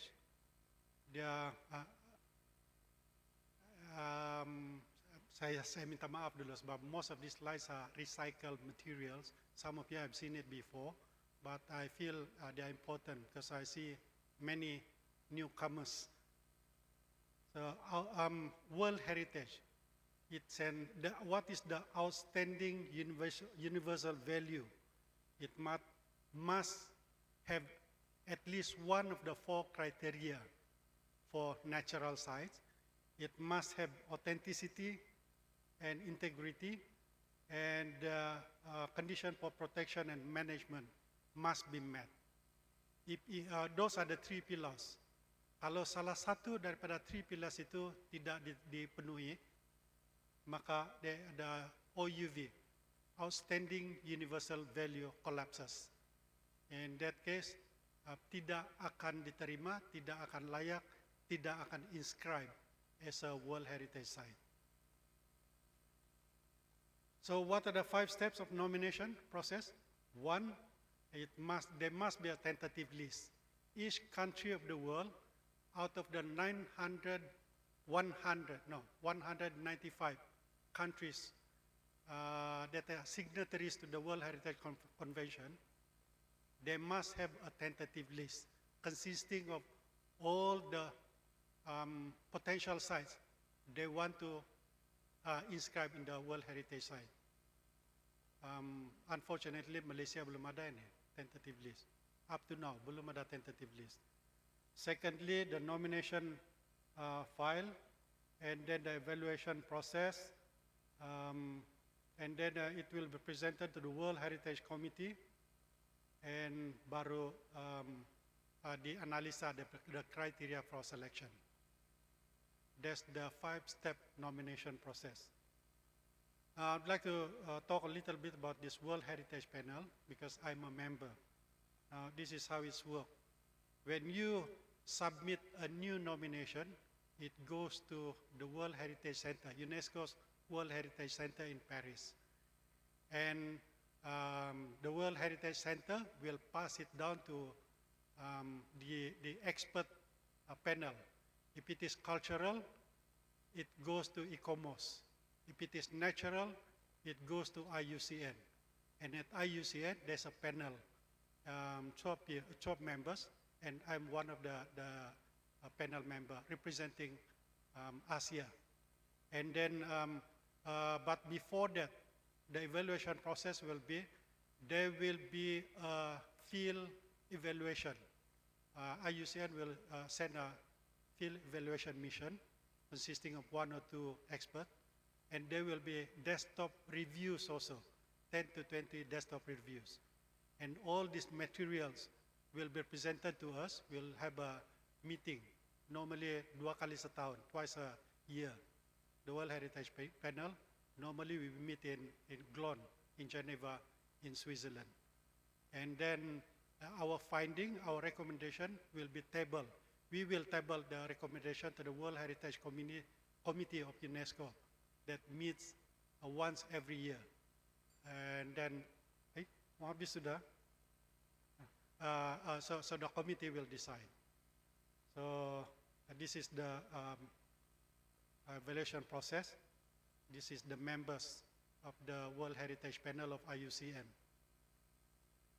Ujung bulan ini saya pergi, kali ini bukan di Geneva, di Bonn, Germany. Ujung bulan saya pergi lagi. By the way, that's in Azerbaijan. I was presenting my evaluation for Hirkanian forest in Iran to the committee then. This is how we meet. I said, kalau natural criteria is number 7, 8, 9, and 10 for natural. 1 to 6 is for cultural only. I speed through lah. Saya dengar ada dorang kasih bunyi loceng sudah tadi. Again, this is how it is. The process of evaluation. The Damai journey so far, I started some 11 years ago. Ini Dr. Waidi yang present dulu ini. Damai nomination dossier. And so this is it. 11 years ago, 2012. Masih lagi, nothing has changed. And ini, I presented this in the workshop in 2012. Now, kumpulan. Si Dr. Monica tadi bilang kenapa tiada Sumandak yang present semua. Ini di first committee betul dulu. In alphabetical order.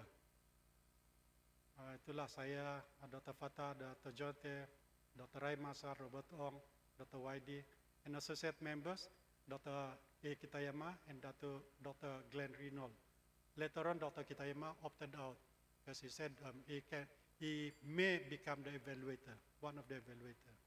So inilah sebabnya yang presenter itu semua middle-aged gentlemen. That was 11 years ago. Kalau budak ini sudah darjah 4, kalau lahir waktu itu darjah 4 sudah. Nah, I guess kalau pengacara majlis itu, let's say dia 25 years old, just graduated. Waktu saya present dulu itu, dia baru tingkatan 3 itu. These are the World Heritage criteria. I will brief through.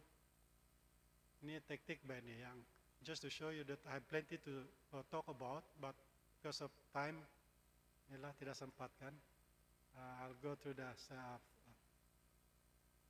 nomination criteria, serial nomination, which is suggested for Damai, which is Danam, Maliau, and Imbak.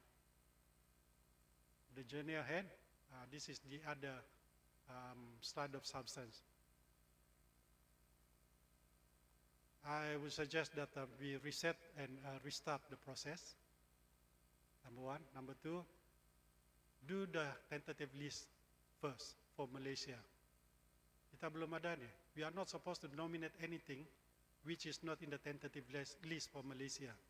And yet, Malaysia has no tentative list yet.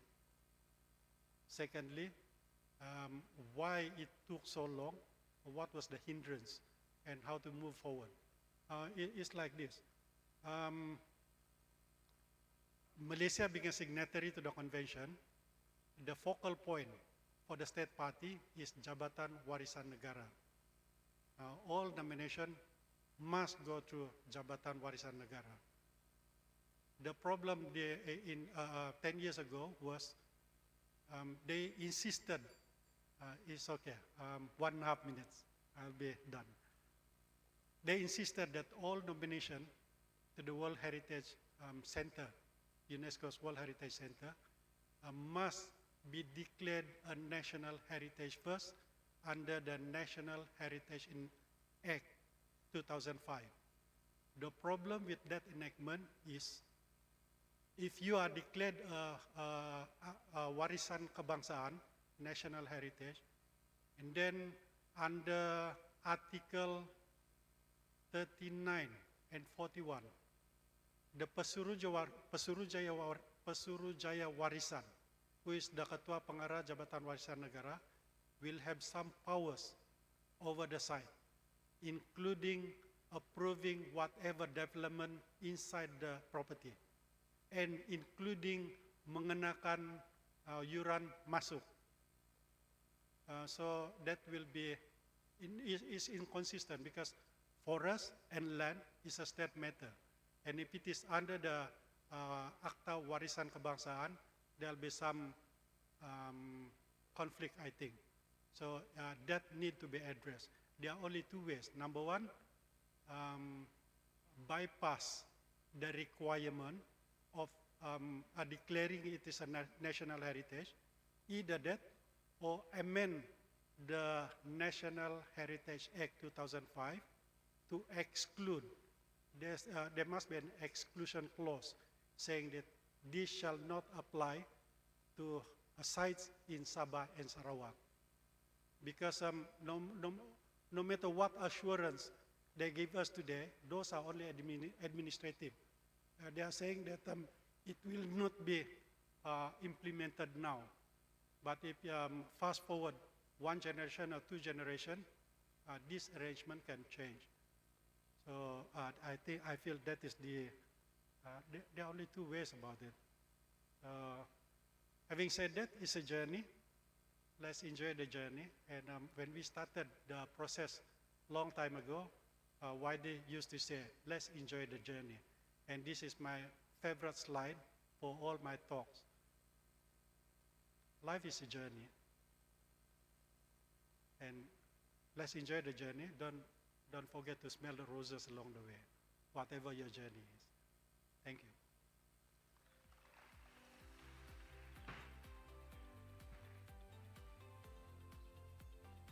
Thank you very much, Datuk Dr. Jamili Nice, for the presentation.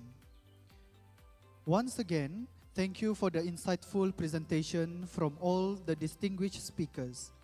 Now, we move on to the next part of our forum, which is the dialogue session. Before we proceed, I would like to introduce our moderator for this session. Dr. YDC Nun was born in Ranau, Sabah. He is a conservationist and hydrologist.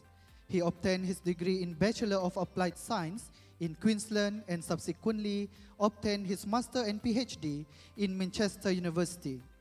He was one of the pioneer researchers and scientists at Danum Valley working on the forest hydrology and geomorphology. He was instrumental in the establishment of the Maliau Basin, Imbak Canyon, Silam Coast Study Center. He was the second project manager of Danum Valley Conservation Area. He was the second secretary for Danum Valley Management Committee and first secretary for Maliau Basin and Imbak Canyon Management Committee. He led the preparations of the Danum, Maliau, Imbak, and Silam Conservation Areas Strategic Management Plan. He is leading and actively involved in the Wildlife and Resource Survey of Danum Valley, Maliau Basin, Imbak Canyon, and Inikia, also in the scientific expedition and exploration at Danum Valley, Maliau Basin, Imbak Canyon, Taliwas River, and Silam Coast Conservation Area. He was the member of the technical committee to prepare dossier for Danum, Maliau, and Imbak to be nominated as World Heritage Sites in 2012 to 2013. He is currently the Group Manager for the Conservation and Environmental Management Division, who is the day-to-day manager of Danum, Maliau, Imbak, Silam Coast, Taliwas River, Infapro, and Inikia. Without further ado, I now invite Dr. Waidi Sinun and all the 5 speakers to the stage for the dialogue session. Let's give them a warm welcome, ladies and gentlemen.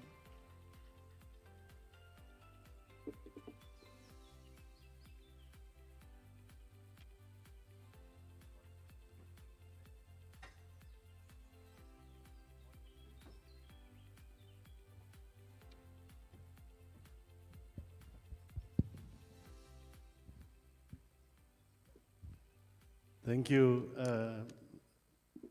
Mr. MC.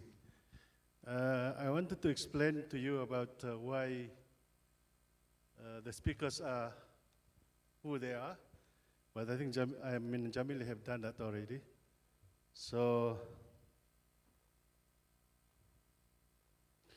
anyway, I'm not going to say very much. These sessions and for the next 2 hours is basically a dialogue between you and between us and between the speakers. So it's, you can pose questions to the speakers based on what they have spoken earlier, and you can also ask questions among you because many of the inviters today are stakeholders. So without further ado, I think I invite questions from everybody, except if there is any more statement from the speakers to elucidate further on what you wanted to say. Can anybody start the questions? Can you state who you are and Yeah, first question, why no women on the stage? Okay, my name is Rahim Sulaiman. I used to work with Forestry Department.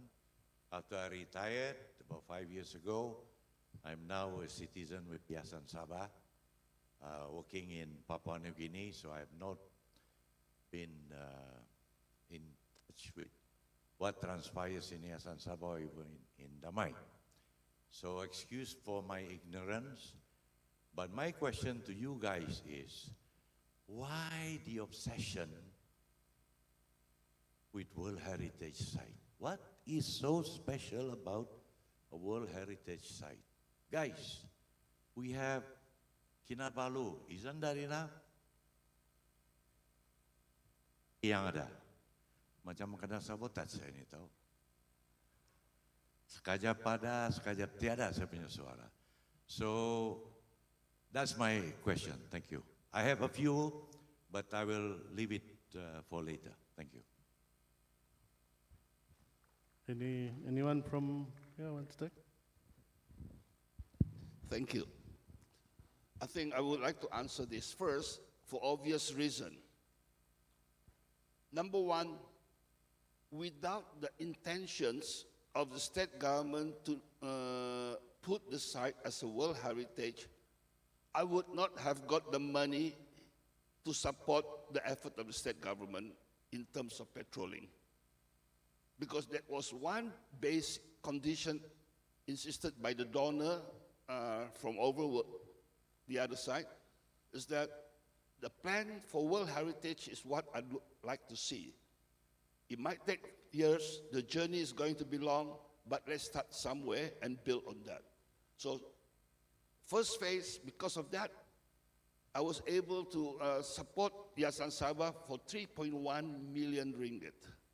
Otherwise, how on earth are we going to do it? Because if I'm going to ask Yayasan Sabah or the state government for 3.1, I don't think they will give me that money.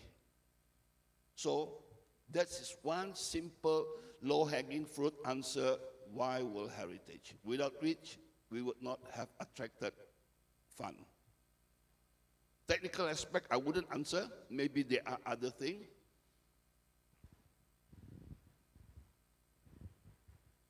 Any other willing? Robert?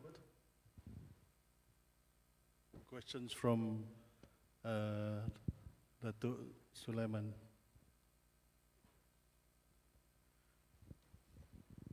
Well, in fact, I have the same question as Rahim.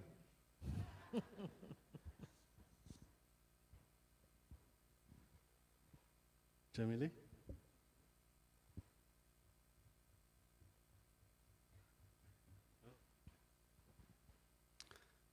I'm just considering whether to answer or not because it depends how deep you want to divulge into it. Number one, Dr. Rahim sudah sebut. Yang kedua is a recognition. But number three, I won't answer directly. But I'll say the case of KINABALU. Okay, it's not an obsession. It's just a sharing of the responsibility. Now, KINABALU, I'm not talking about Damai, KINABALU, for example. Kalau we trust our leaders, now, in the future, 100 years, 200 years akan datang, it's okay. But we never know what happens in the future. But by sharing the responsibility with the rest of the world, you are rest assured that KINABALU will be protected, if not 100 years, 200 years, 500 years in the future. Because it's a world heritage. And kalau katakan, you want to quarry Mount KINABALU, atau mau membalak Gunung KINABALU, yang the forest area itu, seluruh warga dunia akan melihat. Dan kita mungkin diberikan red card, mungkin excluded pun daripada World Heritage List. Itu bukan saja memalukan negara, tetapi juga kita mungkin kena sanction, economic sanction for doing that. And so in a sense, it is safeguarding that area. It's a strategic move to safeguard the area, not only in the hands of few like us, but also in the hands of the whole world. For bukan saja sekarang, 10 tahun, 20 tahun, 100 tahun akan datang. Deep enough for you? Thank you. Let me be a devil advocate.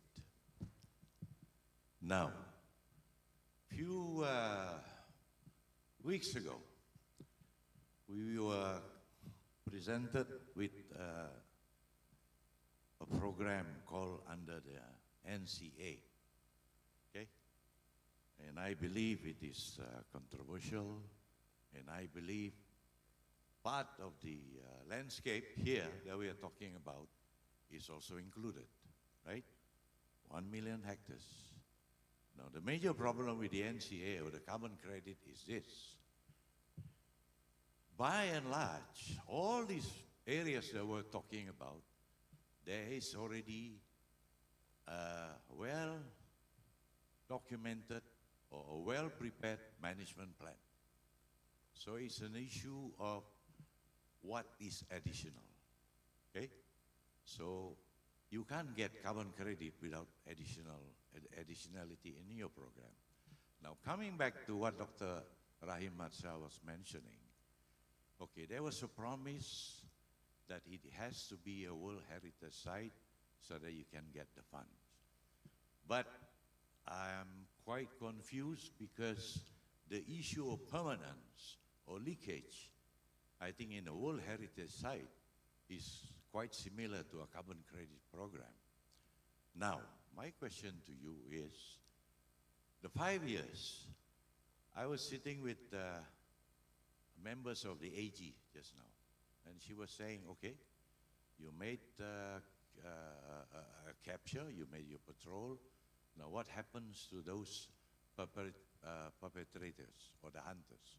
And you were saying your hands are tied, you can, so these are, I think, some issues very seriously that you need to look into prior to getting a World Heritage Site. So that is what I'm saying. So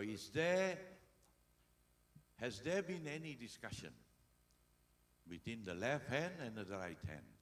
On the one side, you have the NCA parties advocating, no, we are getting the money, and we are losing 8 billion ringgit a day, yeah?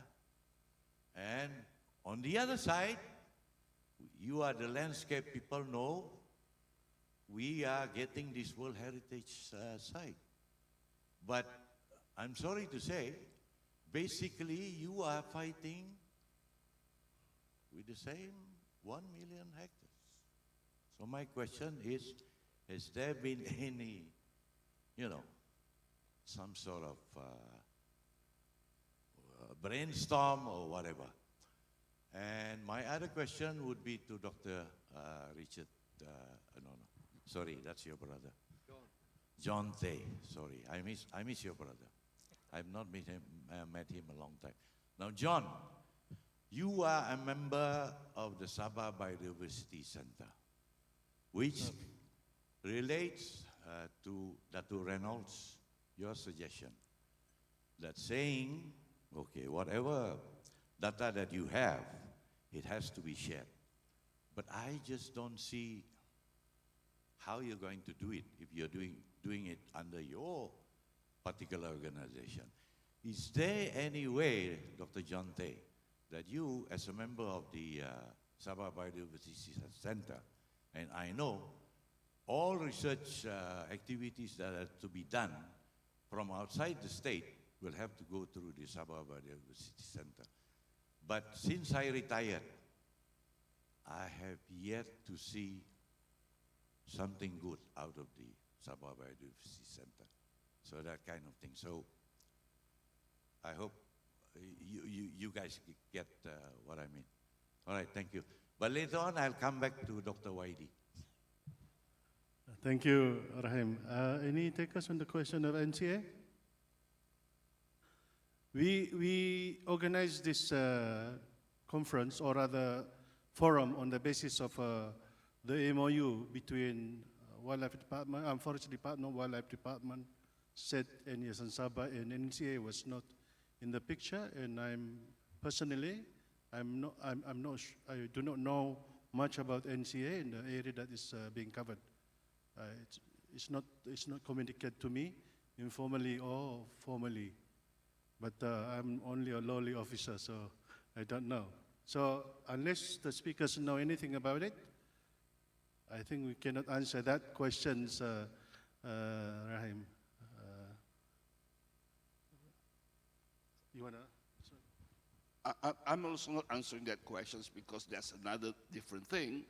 And of course, we have read the report that it has moved around from Sepitang to areas in the Sabah Park, and then Damai. And lastly, the word is Trusmadi, your old town of territory. But let's not talk, the forum is about moving forward. Now, certainly, there is no conflict at all with the intentions of the state to move forward. Dr. Jamali has provided some guidelines about things. But recognition is crucial for the effort of the state government to work. Over the years, I believe you would have heard many times during your period in Sabah Forest Department gold standard. We are talking about saying we are doing good, but more of like short sendiri saying we are good. But having party outside, like in the forest department, having FSC certified forests, having UNESCO Man and Biosphere, Geopark, World Heritage, is a certain recognitions that the outside world recognize your effort. And remember, what we are doing is not strictly for me, Dr. Waidi, the panel here, but we're talking about the future generations to benefit. But most important is that it is a recognition of the super senior or the senior who had put the effort in managing forests or protected area in Sabah as a recognition. Otherwise, nobody recognized the effort 30, 40, 50 years ago.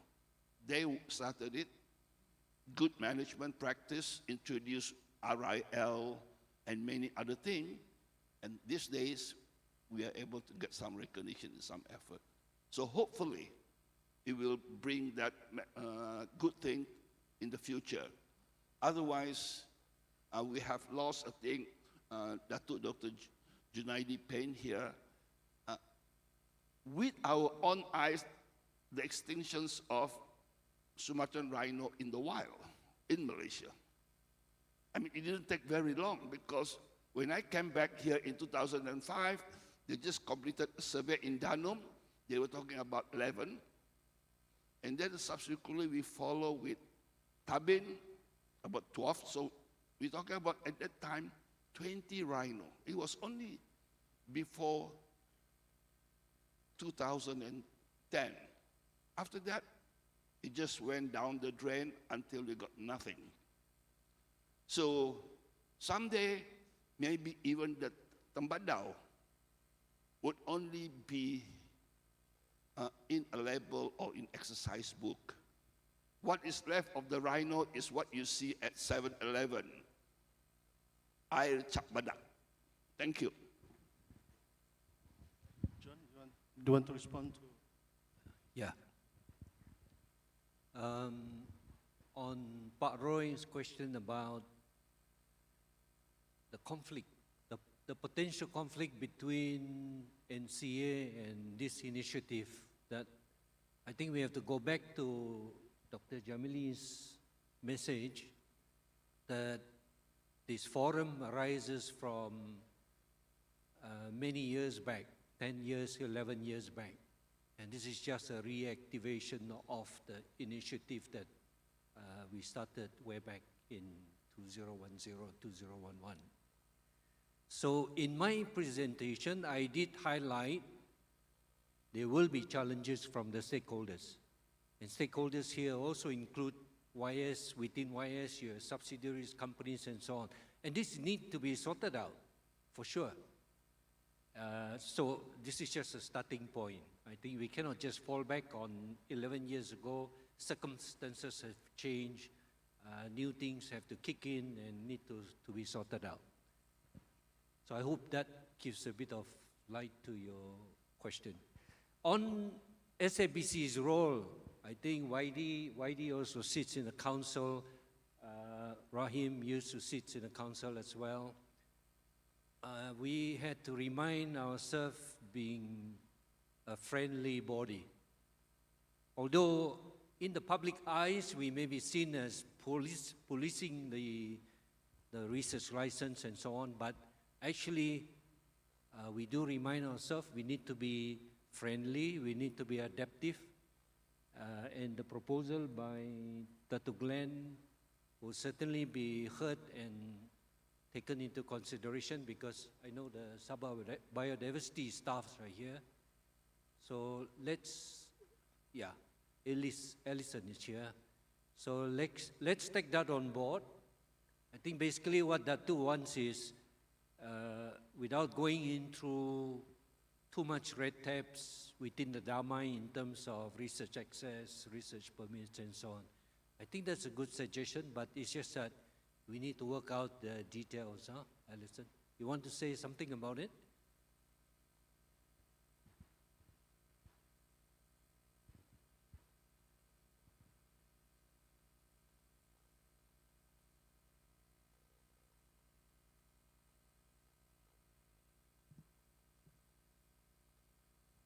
Thank you. My name is Alessandra Marcos from SABAH Biodiversity Center.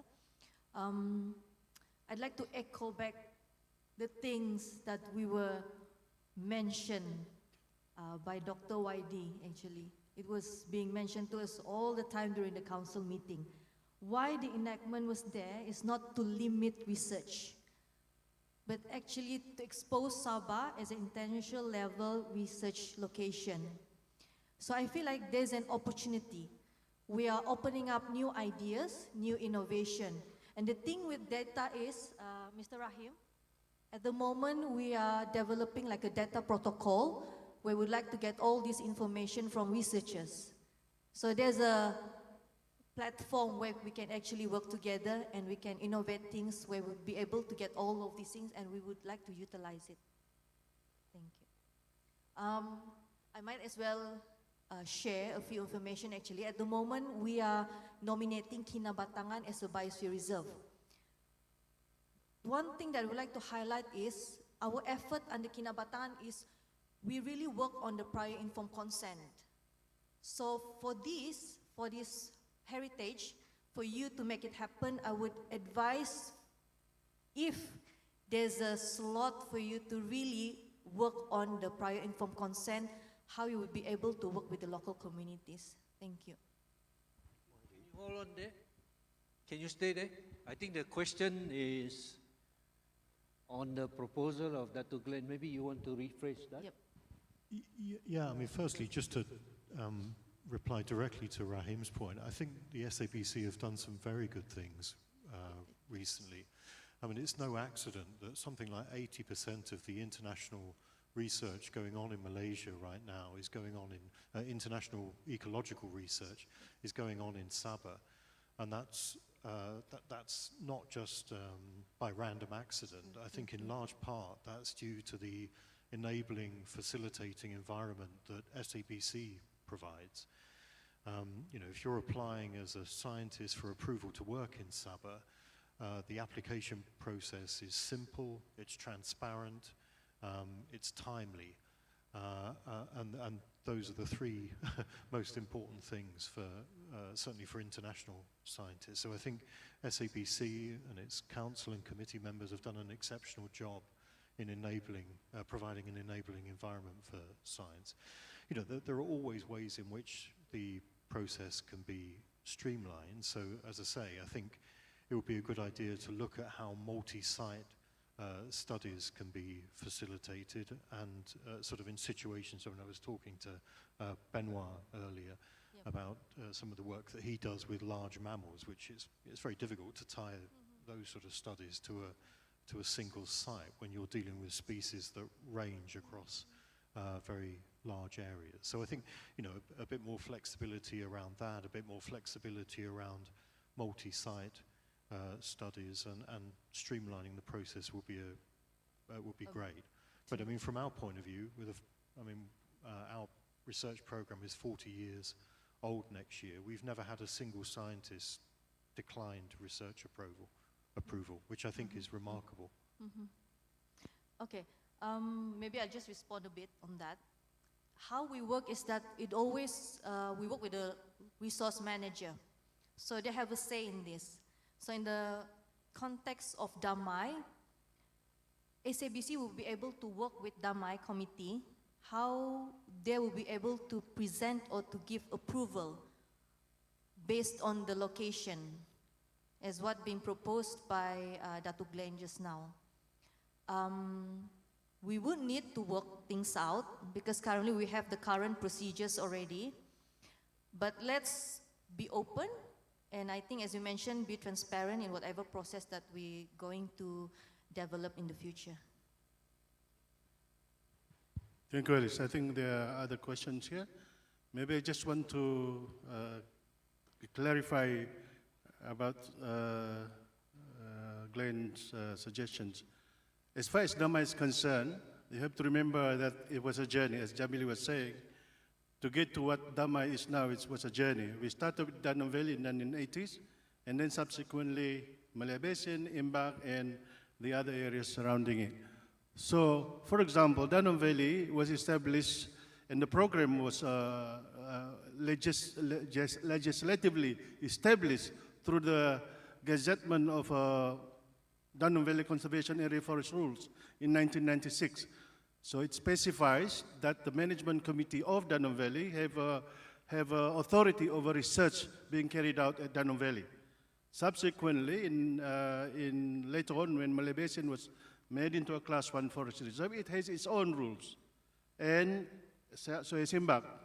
So when the resource manager issue a statement to SABC, it has to originate from the Gazette, the law, or rather the regulation that it is based its management from. So in the case of Danum Valley, it has to be the rules of Danum Valley. In the case of Maliau, it has to be the Maliau rules. In case of impact, it has to be impact rules. And that will stay like that until we make the next journey. We gather here today because of Damai rainforest landscape. If the government is so decide, based on the feedback from its the civil servant and the NGOs and the academia, the stakeholders, that there is a need to restructure the management of this area, that is what we're going to implement in the future. That is why you guys are here. You are here to support what you think is appropriate for the future of this area, and I'm very sure on the other landscapes that Robert Ong was saying earlier. Anyway, can we move on to a new topic perhaps? I have a list of questions here, but I would prefer the questions coming from you. So I saw Zeman stood up. Oh, okay, Zeman. Hi, thank you. Zaiman Zulkifli here from TRCRC.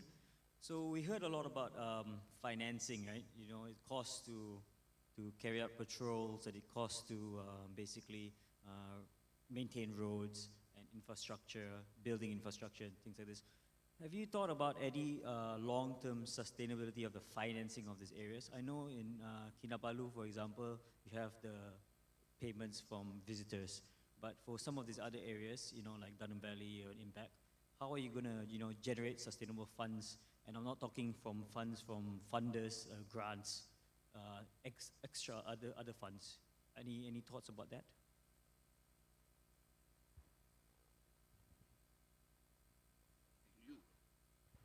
Well, if you ask me that questions, Dr. Clive, my late boss,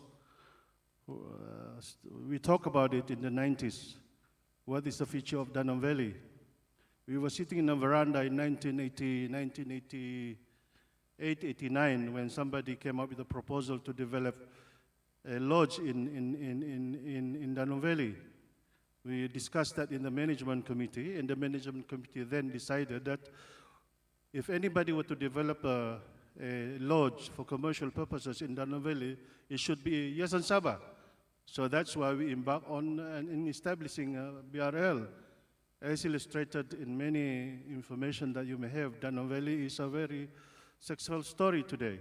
And I often tell my boss, if combinations between Danum Valley and the activities in Malay Basins today is financially viable, we are making money.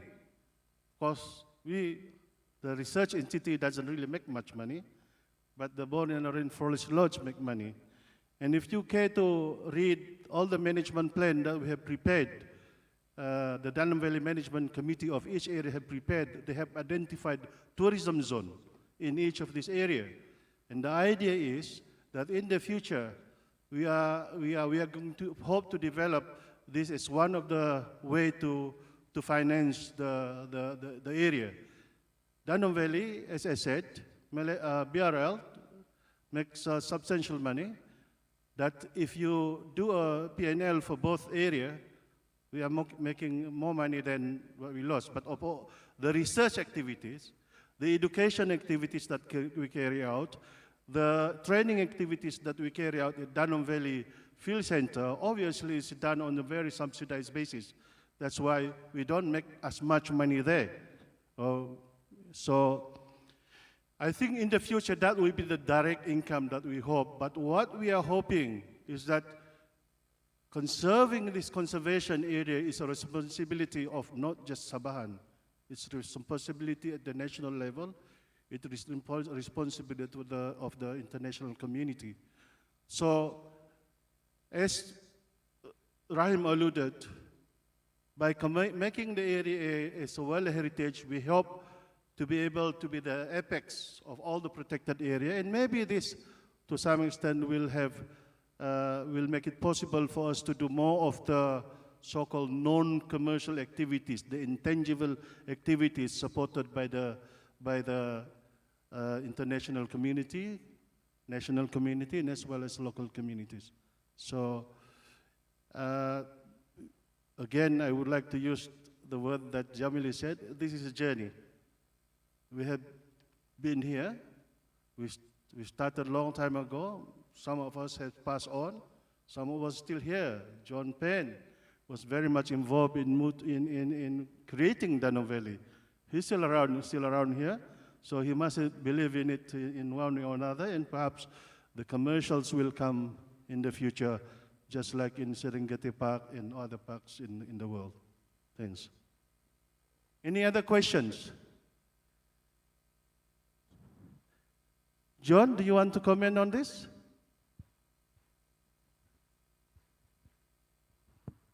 Yeah, over there.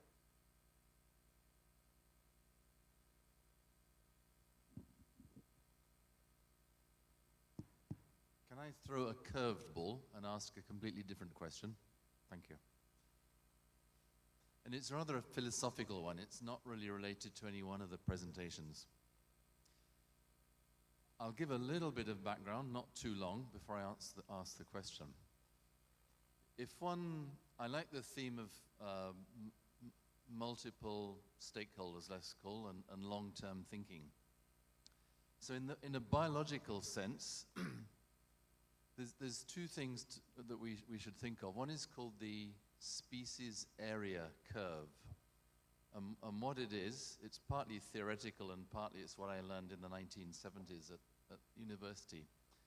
So if you start off with an area which used to be Sundaland, so one can imagine that probably all those elephants and rhinos and tapirs are going to go extinct anyway, because what happened after the Pleistocene is that there was much less suitable habitat.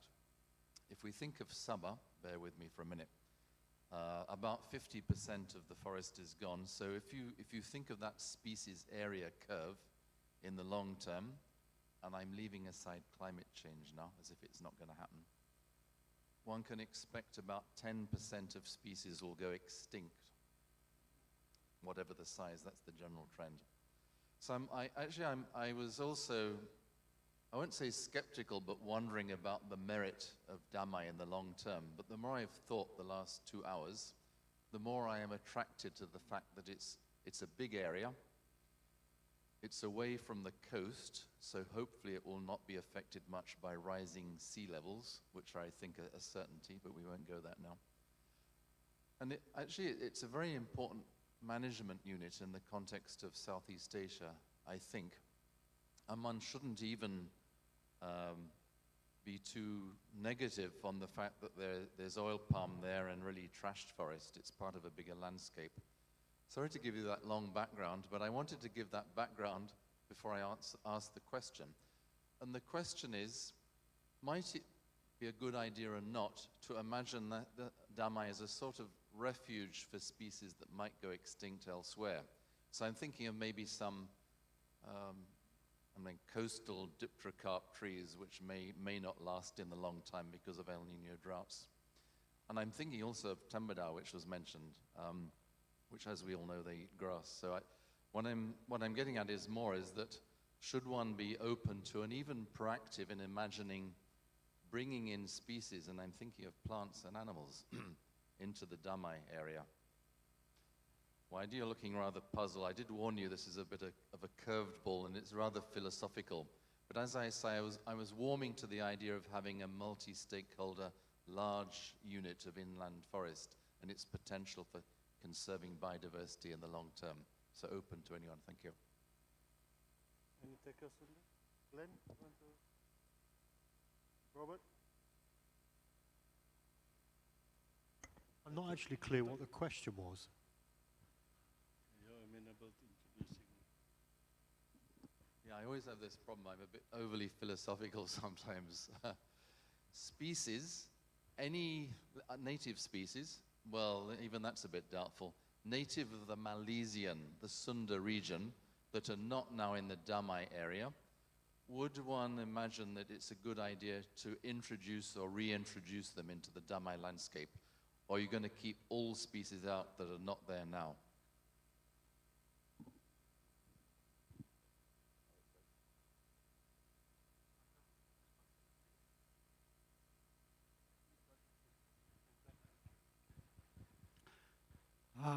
It's a curveball, all right, Dr. John Penn. Are you amenable to introducing a species, probably native in Borneo, into the Damai complex? Is that the question?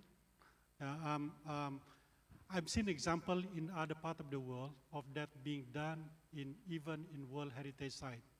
For example, last year, I was the lead panelist for Uruk Bani Marid in Saudi Arabia, the site of the reintroduction of the oryx, extinct elsewhere, reintroduced there, and that's the largest population of the supposedly extinct ecologically in the wild, oryx.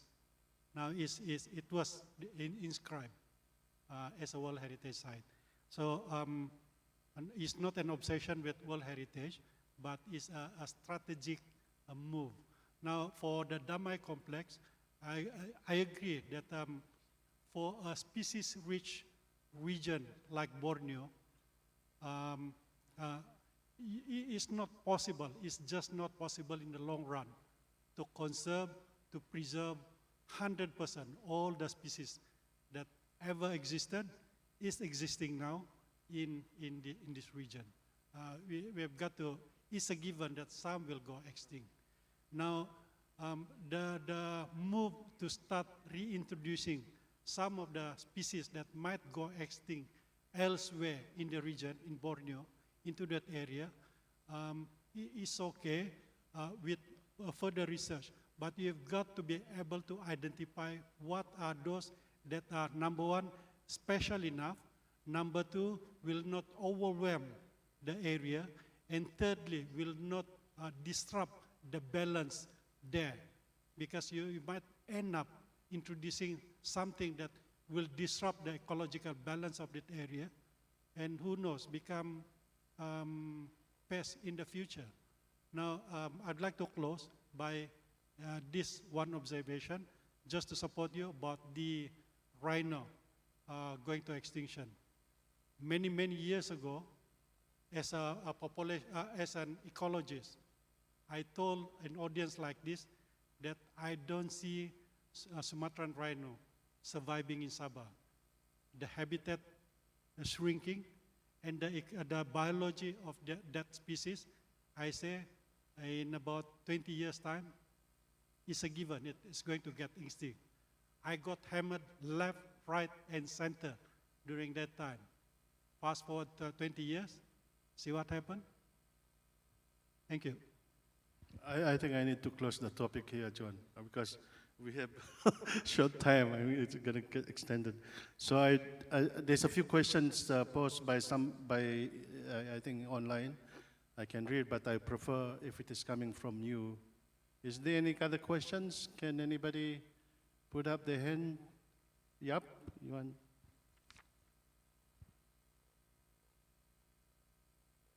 Thank you, Dr. Waidi. It's just the fact that when I look at the audience here, mostly are from this, that we know each other and all that. But however, in the whole stakeholder list that Dr. John has presented, it also include the outer range, the one in the state lands and the growers. I wonder if there should be follow-up, stakeholders meeting with these people that are, especially the kampong people along the Penanga, that side. Those are the state lands and all that. Because these are included into the whole DRL landscape, but they are not represented here. So maybe perhaps the CMD have to do a further follow-up dialogues with these people so that you will get the proper info. That's a very good statement. Yeah. Okay. To invite the people that were invited to this forum were as much as possible covering all the people within Damai. As far as the village and the district is concerned, in fact, Rose John, who is actually the chief secretariat, or of this forum, they have an understanding with SET, or rather they're going to introduce an understanding with SET that after this forum, if they have a mandate from this forum to go, and your question is actually a mandate for them to go, they have a plan to go to the district level. So they will have a forum at district level organized together with the district officers. Because we are unable to invite the local leaders, the community leaders to this forum because of the cost involved in bringing them over here and the level of communication that will probably be different to Anu. In fact, there is a questions online stated here, and perhaps maybe I will expand the question here. Perlukah program kesadaran diadakan untuk mendidik dan meningkatkan pengetahuan masyarakat awam tentang DRL? We have done some work in making Danum Valley, known, Malaya Basin, as well as Simbak. So DRL is a new concept. I mean, maybe it's only, if you see in a newspaper, it will probably be starting because of today's function. So I ask opinion from the speakers whether there is a need to communicate to the public this so-called Damai rainforest landscape. So I start from my left, maybe Jamili. Robert, you are the proponent. Sorry, I wasn't paying attention. Am I supposed to say something? Closing? Apa itu macam?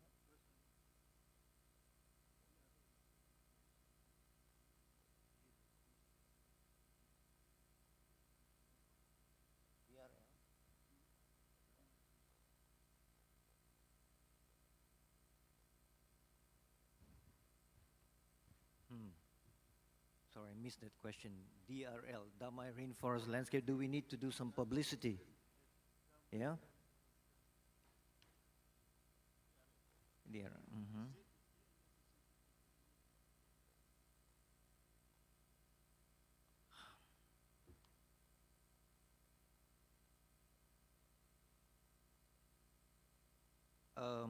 Well, if there's something that you're really selling, I guess it'll come naturally. Yeah?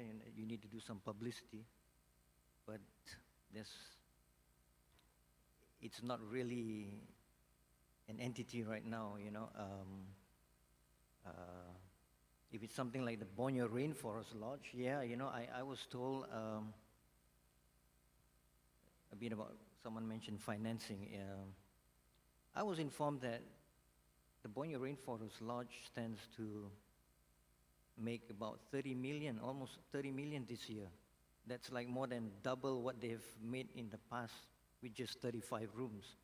So there's plenty of potential to expand tourism in the Damai landscape, and that's where then probably the awareness will come, with a lot of visitors. So it's something that will come naturally, I think, if the attraction is there, builds up. Even in Danam Valley is also quite so I'm famous for research. I don't see there's really a pressing need for some publicity right now. In fact, it's already well publicized. Maybe I'm wrong, I don't know.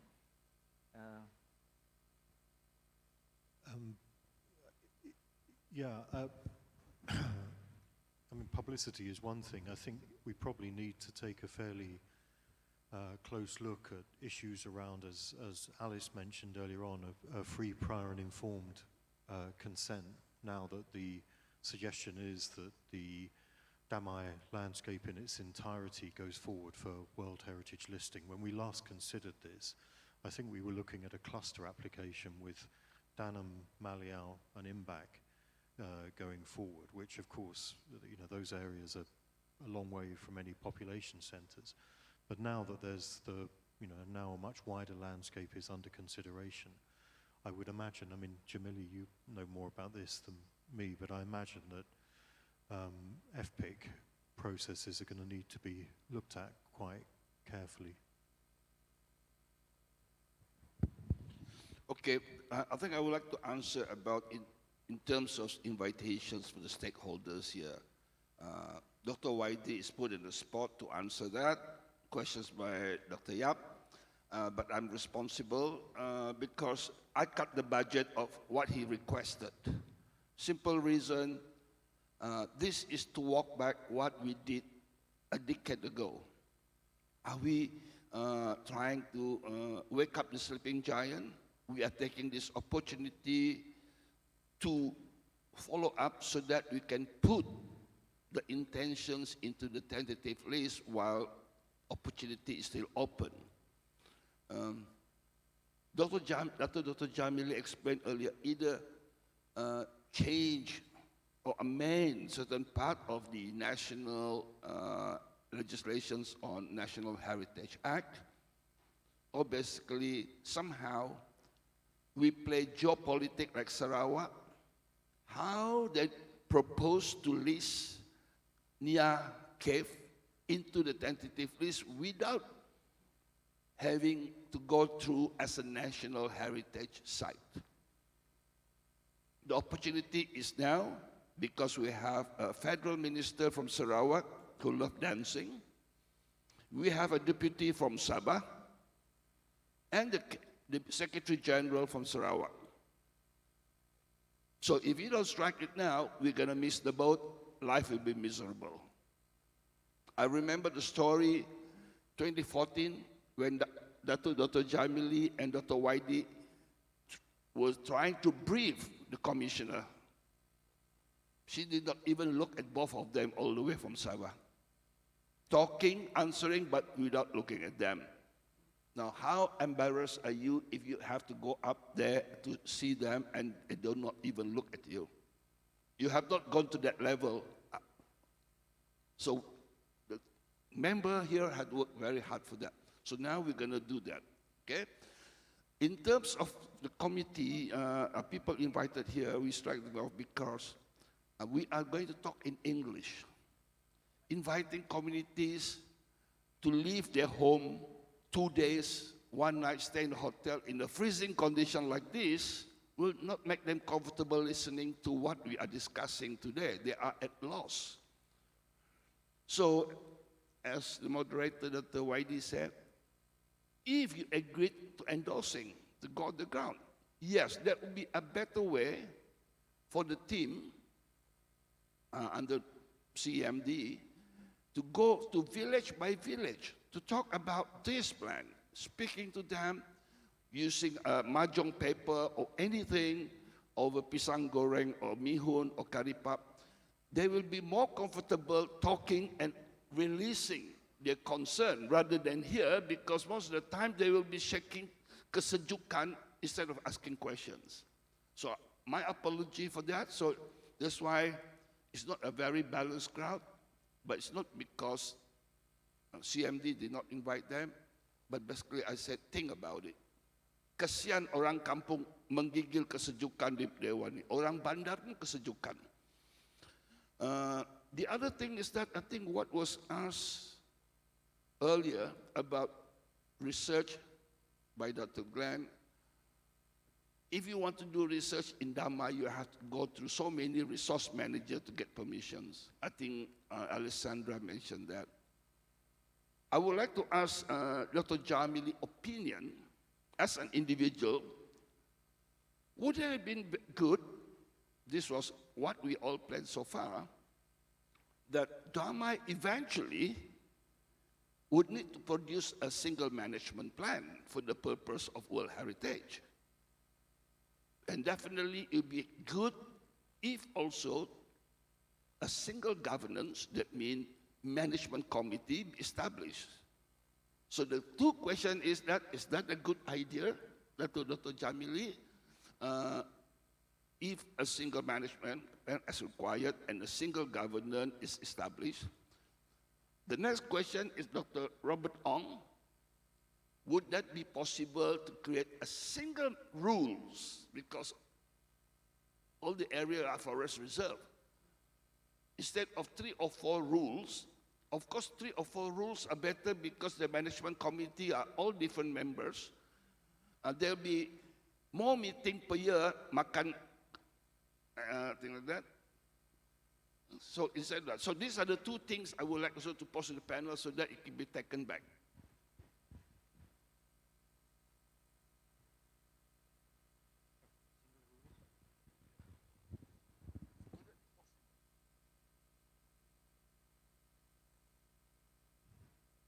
Well, if there is a will to merge all the committees, yeah, then you can have a single rule, I guess. Yeah. Merging the Damai, Malio, Imbang Management Committee, that's what you're saying, right? That would, yeah, you're right. Less meetings, less makan-makan. Okay, I think, again, this is about journey. I think to Dr. Yap's question, if I may ask the secretary to pull out the map in my presentation. Secretary, boleh? Tolong. It's good to speak in relation to the map.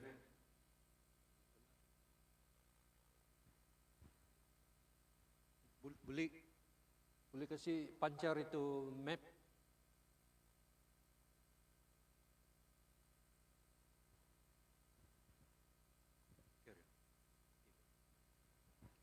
Just to share with the audience here the number of stakeholders that was invited. We actually identify all the stakeholders that you mentioned, John. Ross, where's Ross John?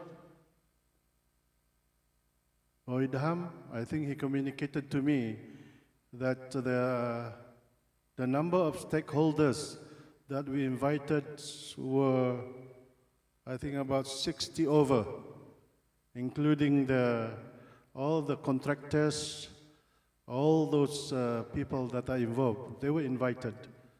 Unfortunately, some of them didn't make it today. Many, as you can see here, I think we have more than quite a number in this hall.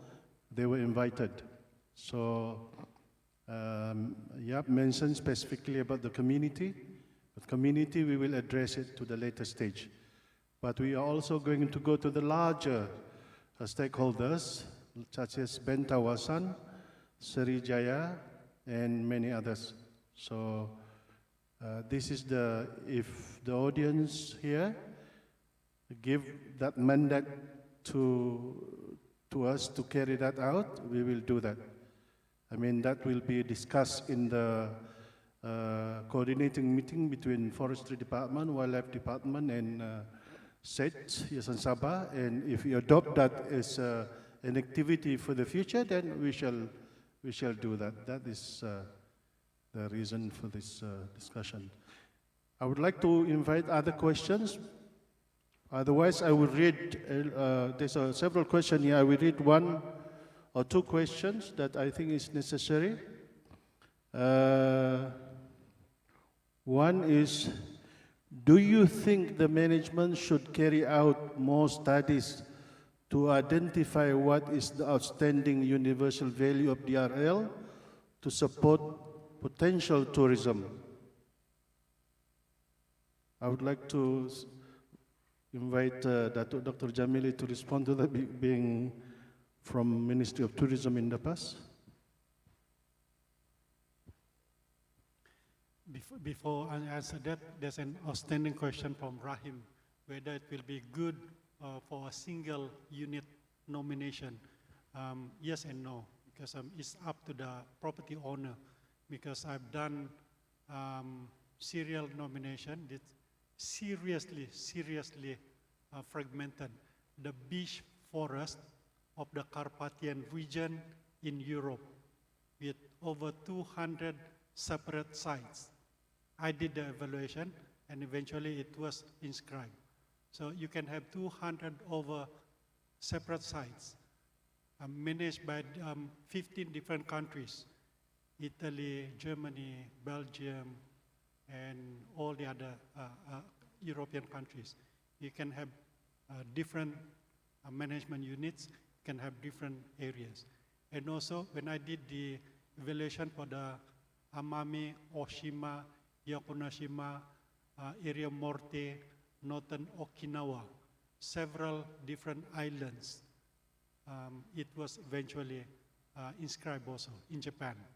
So it does not matter whether 3 separate units, 3 separate management committees, or a single one, it does not really matter. It's up to the property owner. And then for that, what are the research to support the universal, outstanding universal value? I just want to comment that if you nominate it under the 2 criteria, ecological and geological. Ecological, you can only submit it for in situ conservation of threatened species of plant or and animals. So you can list down the species list, preferably those that are in the red list, endangered, critically endangered. So it does qualify on that. But I feel that geological under criteria 8 is borderline, because the way I see it, the list of publication is not enough to support, to be listed as an outstanding universal value. There are some explanation, there are some description, but not enough publication. In my mind, if you want to enhance the OUV, it is the geological publication, research and publication. Thank you.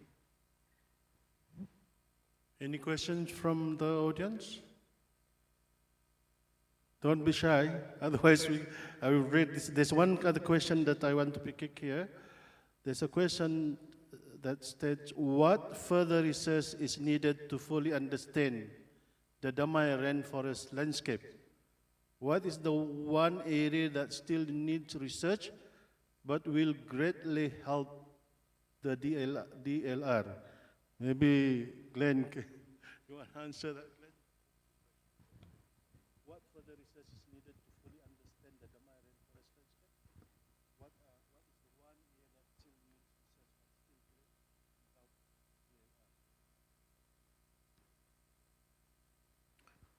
greatly help DLR? Yeah, it's a tricky question to answer. I mean, I guess one could think about what makes that area unique, and sort of following on from that, what sort of research questions could be usefully addressed. I mean, that entire landscape running from the coast near to Lahadatu through to the sort of central uplands of Borneo at Malaya Basin, it's about the last intact, complete gradation of forest that's left of that of that type on the island of Borneo. So I would have thought elevational studies that look at species movements in response to climate change might be quite interesting. So setting up, I mean, again, as I said in my brief talk earlier on, I think one needs to be quite careful about sort of trying to cherry pick too much, rather putting in place facilities that allow scientists to work from. So I think some thought around what sort of perhaps network of plots or access to sites would facilitate research across that gradient would be quite important, if that makes sense. Any comment from the audience with regard to the answers by the panels? Okay, maybe John want to... The map is hidden again. So if we may just stand here, if you look at the Damai landscape, I think earlier on Rahim and Dr. Jamili also pointed that out, that these are separate landscape. And there are two options to write the management plan. One as a serial nomination. The other one would be, I'm not sure if you can do it as one. But the issue then, or the underlying concern with stakeholders is those areas, the intertwining areas between these three landscapes. And therefore, I have emphasized on involving stakeholders that go beyond the Damai landscape, right? And back to Dr. Yap punya question. Yes, we need to engage, but the modality of engagement doesn't have to be in a big conference. I would prefer a very focused group discussions among communities and other institutional stakeholders. Yeah. So perhaps maybe the issue to be discussed would be, is it a single serial nomination is better, or it has to be the whole area involved in the nomination?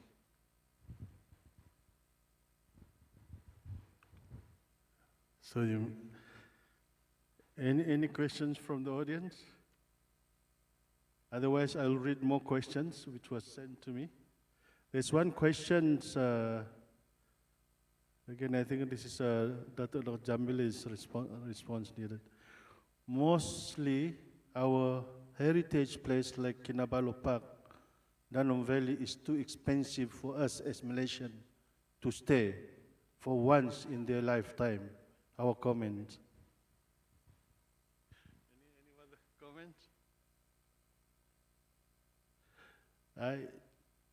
I'm not sure. I'm not sure about KINABALU, but in Danum Valley, what we are offering.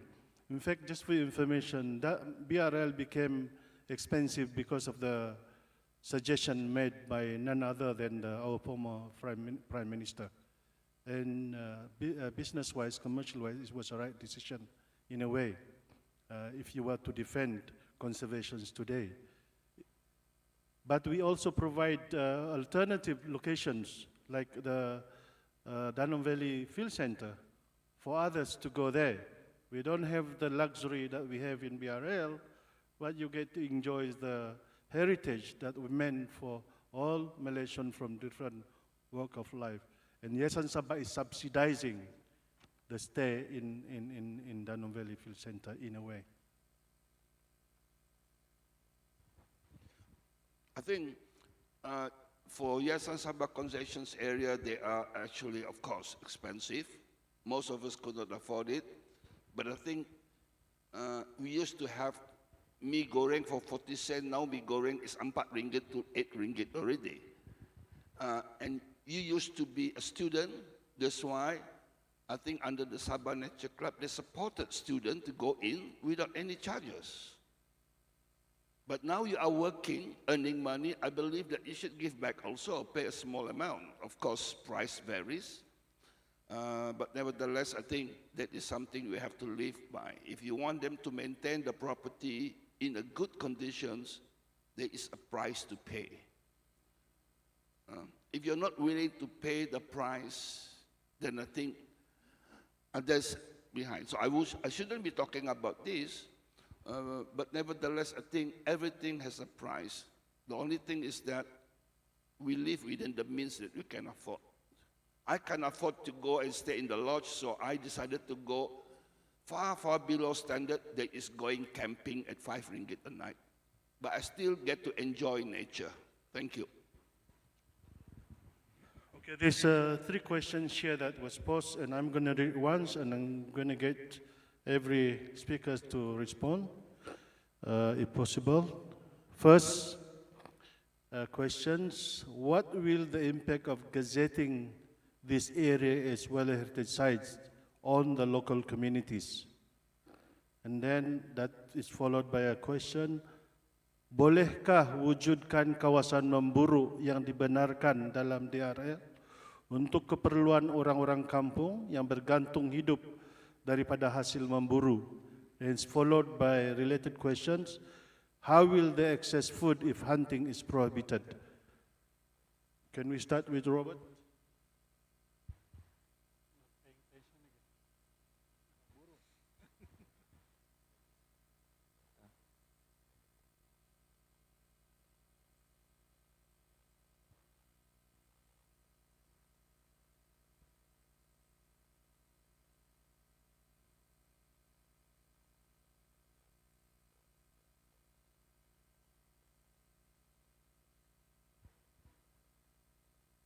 Okay, I'll address the question on hunting. All right. I guess hunting is a matter of policy, and I think it needs a lot of consultation. But within protected areas, it's prohibited.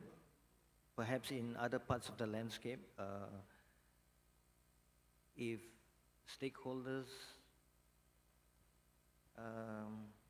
I like the idea, then it's something, again, back to the matter of policy. I guess the more important one is about my concern with the Damai landscape is habitat fragmentation. And whatever land use we plan, it should ensure connectivity and contiguity of the protected areas. I think that's really important, and outside that landscape, if stakeholders vote for hunting, then so be it. It's really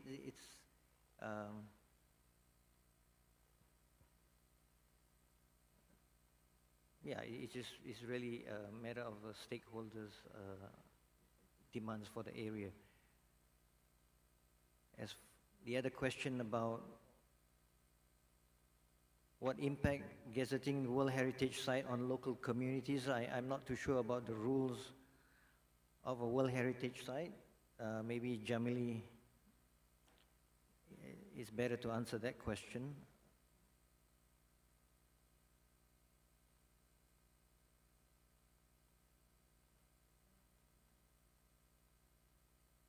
Okay, there's another, I don't think this is a question, but it's someone mentioned about KINABALU Park, Danam Valley is getting too expensive for Malaysians to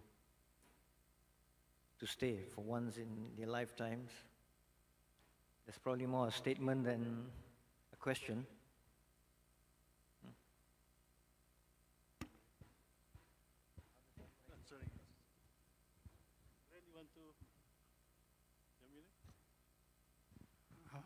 Which one? The too expensive? I'm not authorized. I'm no longer there. But there are alternatives.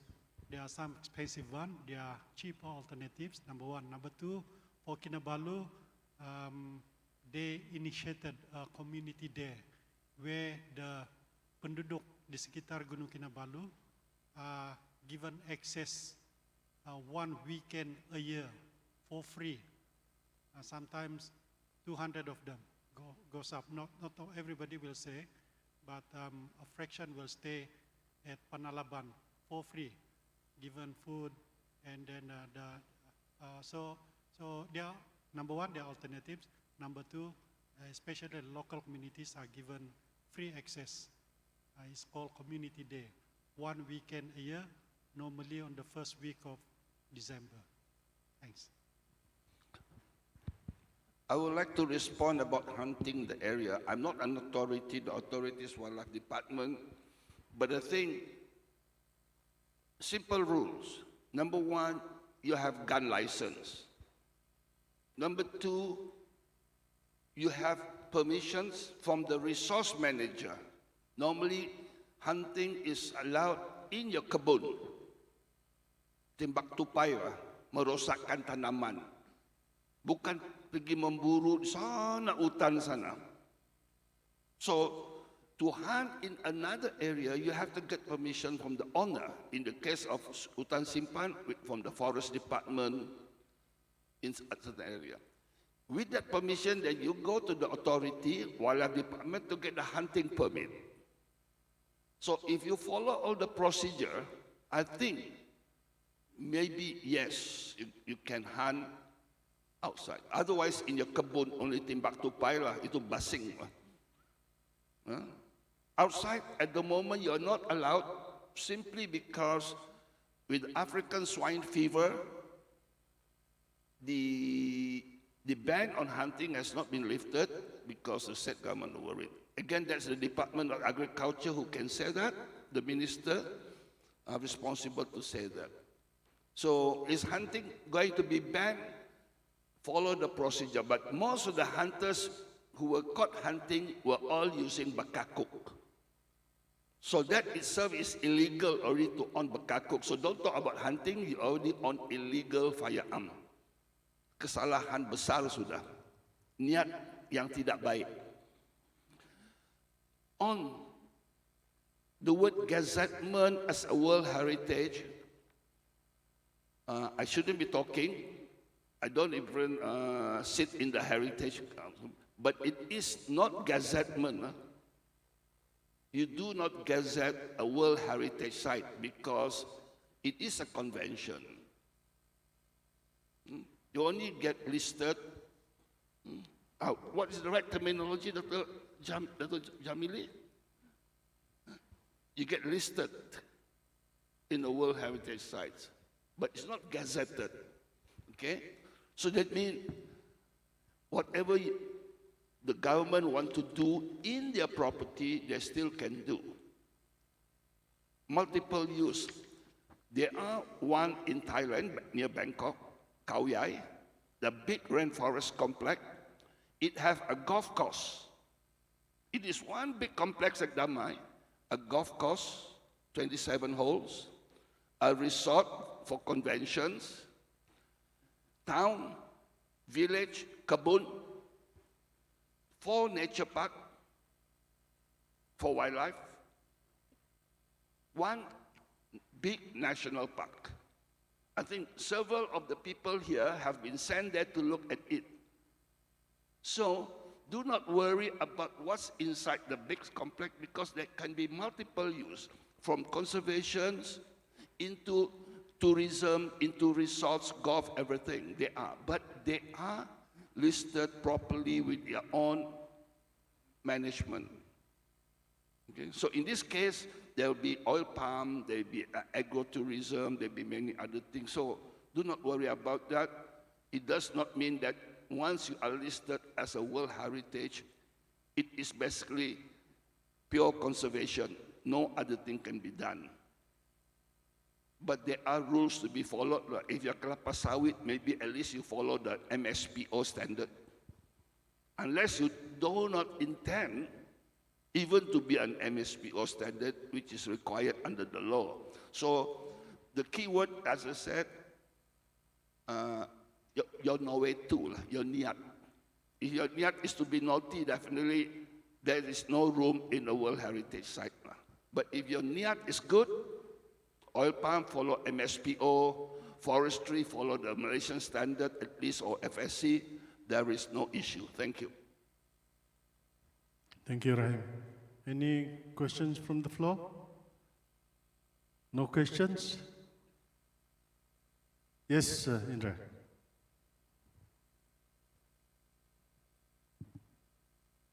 Dr. Wadi. Indra Sunjoto from Forestry Department. I think I'm not going to ask a question, but rather like a comment actually. Having said that, the earlier dossier talking about 3, what they call, conservation area, and now we are talking about 1 Damai unit, 1 million. So just to borrow words from Dr. Jamili, reset. Whether we are going to reset our dossier, cover 1 million, that is first. Secondly, whether we have the endorsement from the number one in the state, because the previous one is from the previous government, if I'm not mistaken, Dr. Rahim. So currently we don't know whether the commitment is still there.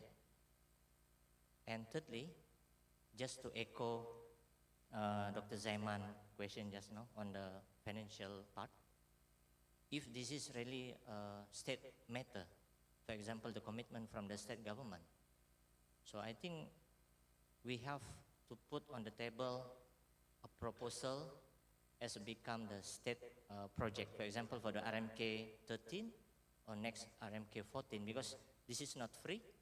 Maybe SET can get the grant for the next 3 years, but the following years, we don't know. And if this is become the state agenda, then I think that we need to bring on the table UPenn as well, because this is the state commitment. I think that is my comment. Thank you. Okay, any question from the audience? Whose hand is up? N? Prof. N? Yeah, I would like to reflect on what was just said, and I was just sitting here and wondering, the term that Datuk Jamili had in his slide was to reset and restart. So I understand the word restart because you all started 11 years ago, so you need to start back what you started. Cuma reset, what did you mean by the word reset? And back to what was just said before me, are you all putting the horse before the cart? I mean, you say a lot about this area, yeah? It's such a huge area, has a lot of potentials. Why don't you allow it to unleash its potentials first before registering it as a heritage site? I mean, sekarang ni is just hutan. Kalau kita mau masuk pun susah. Ya, mau dapat ini, itu, all the license, all the permission to go in. I mean, it's not accessible to a lay person, you know. So I feel that it's a bit premature now to register as a heritage site. My contention here is, why don't you allow it to unleash its potentials, macam Dr. Rahim was saying. Let the tourism go in a little bit more, get some financial stability, and exactly, get the state to be involved. Let the number one or whoever, the ruling party, to see the goodness of this area. Baru kita masuk. Kalau tidak, palis-palis ya. But there has been so many instances where heritage sites have been delisted. And we have one in Malaysia itself, in Johor. So, I feel that it's a bit premature now. Why don't we allow it to show its full potentials first before registering? I don't know, I'm just speaking of, thinking aloud.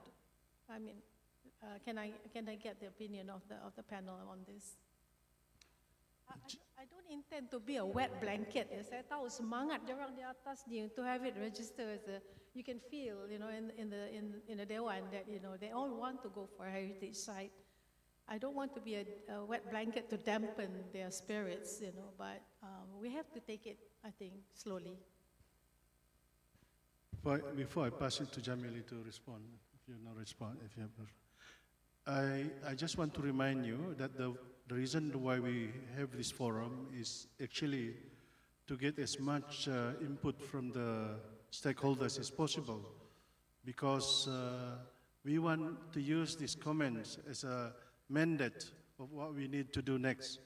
We need to compile this information, and I have repertoires behind there to record all the comments and suggestions that you are making, and we will translate into something that is readable to our management, including the management committee, which is all of them is chaired by the CCF, Datuk CCF himself. We need to communicate to our Yayasan SABAH, you know, process. So your views are very important. So speak when you are allowed. This is a journey. If you don't want to speak it, what you have in your heart now, then there is a statement which I always remember forever. What is it? Hold your peace. So please communicate, tell us what is it that we need to do next. Now, I want to respond to the Damai issue, the 3 areas in a minute, but I'll pass to Jamili first. Perhaps he has something to say in response to Professor Datin N. Thank you, Professor Datin Sri Panglima N. Reset and restart. Restart, I believe, is self-explanatory, and it has stagnated. It needs to restart. But reset is my way of saying, is my way of passing the baton.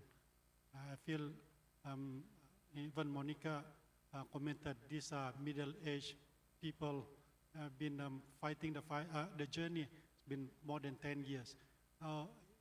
By reset, I mean it is timely for a new set of people, new breed of people to restart and do it again, all over again. The dossier need to be redone, and the approach not only to the federal government but also to the World Heritage Center in Paris maybe needs a new beginning, a new reset. And also passing the baton is, this forum is about passing, getting people excited again and restarting and like us, enjoying the journey. It may take a few years, but enjoy the journey. And don't forget to smell the roses along the way. Any comment from the public? Okay, I'd like to respond a little bit about the Damai. When I joined Yayasan SABAH more than 30 years ago, I think more than 70% or more of the so-called Yayasan SABAH concession area was covered by primary forest. So it took us a journey. As Glenn was saying, we are now middle-aged. Because of the journey that we took, first we started with Danam Valley, we came up with the rules for Danam Valley, and then subsequently the other areas. So as Jamili was saying, we are passing the baton to the young people. I noticed some young people there from university, some not so old, but young people on the other side. You guys need to take the baton. If the idea is to merge the whole area into Damai, what do you think we are doing here, trying to propose a world heritage that is called Damai? Damai is not a legal term at the moment. Danum is. There is a place called Danum Valley Forest Reserve, Danum Valley Conservation Area. It is provided for in the section 42 of the Forest Enactment. So is Malay Basin, so is Imbak. It is a legal term. Damai, it is not. Your presence here today will ensure whether that Damai term will be carried forward or not. If you give support to the word Damai to be propagated, to be made a title, whether it's a landscape or whether it's a world heritage, then there's a possibility that the government may want to change the prevailing rules or law regarding the management of the area into one entity, is what Indra was saying, what Robert Ong alluded to. But you cannot do that hurriedly. I mean, you should do it as a journey. You take the journey one by one and then make suggestion, attend conference like that, like this, and propose your ideas. Make your ideas known, make your suggestion, recommendation known, and then we will record them in posterity for us to use, for the new generation to use as a basis to guide them in the future. There's a few questions here which says, there's one question, for example, should DRL have a long vision that aligns with sustainable tourism principles and practices? If I were to answer that, there is no such thing as DRL at the moment. It is just a concept. What is legally existing is the Danum Valley Conservation Area, Malay Basin Conservation Area, Imbak Conservation Area. Each of these areas, as Rahim had mentioned, have management plan. These are areas that one of the few areas that have management plan that has been revised once or twice. And obviously, tourism sustainability is a very part and parcel of that management plan. But we need to read them. We need to be able to communicate this to the public. And this is going to be the key ingredients of what the Damai is going to be in the future, if you decide to make Damai as a term to reflect in an area. So, any question again?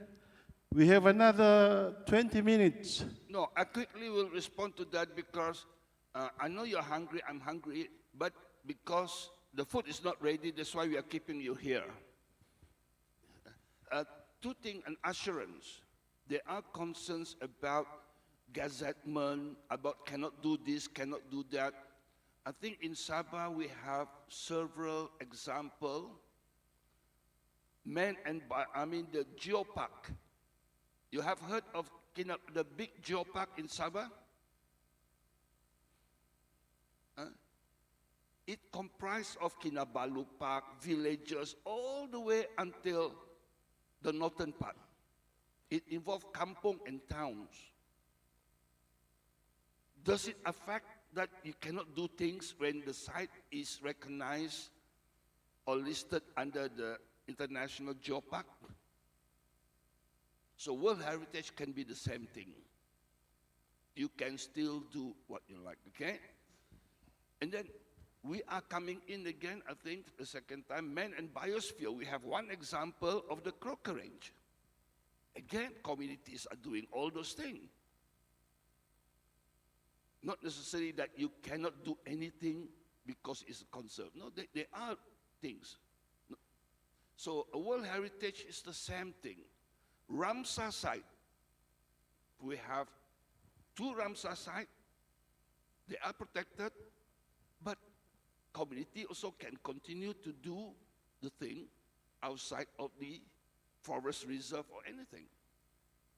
So somehow, I think we have good example in Sabah from Ramsar, Man and Biosphere, and then the International Geopark to show that it is not strictly about conservation and you cannot do other things. But be legal. Hunting, some people say hunting, yes, that's wrong thing. So I think those are things. The process now is not tomorrow we want to make this a World Heritage Site. No. The intention, yes. When we had that first, it was a decade ago. 2013, we completed the document. It was chaired by a task force member. Dr. Jamili was the chairman of the task force. But until today, we didn't go very far. So the journey is there. Now we see an opportunity. We want to try again. That's why we need to relook everything. Once those things are taken care of, and then a task force is established by the state government, then there will be a lot of paperwork, consultation, workshops, free prior informed consent or anything like that. And the report will be prepared, submitted to the state government for cabinet to go through and approve or reject. So it's still in the hand of the cabinet decision eventually to say yes or no to proceed. But at this very moment, the cabinet has that intention very clear, they want to go on. But the process is going to take some time. It might be another decade again, and the next decade from now, you will not be seeing, maybe some of us here, they be young group. Hopefully, some of you will come in and take over. So that's my last piece of thing to say, because I won't say any more thing. There are rooms for you to come in. Thank you, Rahim. Since you are not volunteering yourself, I'm going to volunteer you to speak, and I notice a few people here that I would like their opinion from. I have not seen one particular person for a long while, but he has been very much involved in the process from the beginning. Mr. Yap Sufa, formerly the Deputy Director of Irrigation Department. Can you share something that you have observed after leaving the civil service for a while? in relation to this area?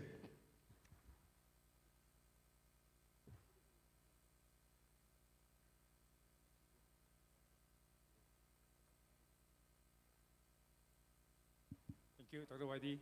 I thought I was here just for the kupi, but I was very wrong. But nice to see some of the old faces.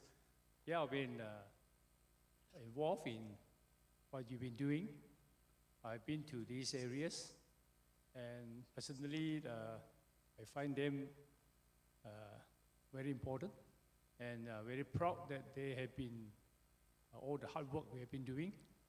And not just looking at the beauty from with your eyes and senses, but I mean you reflect internally when you're in this area.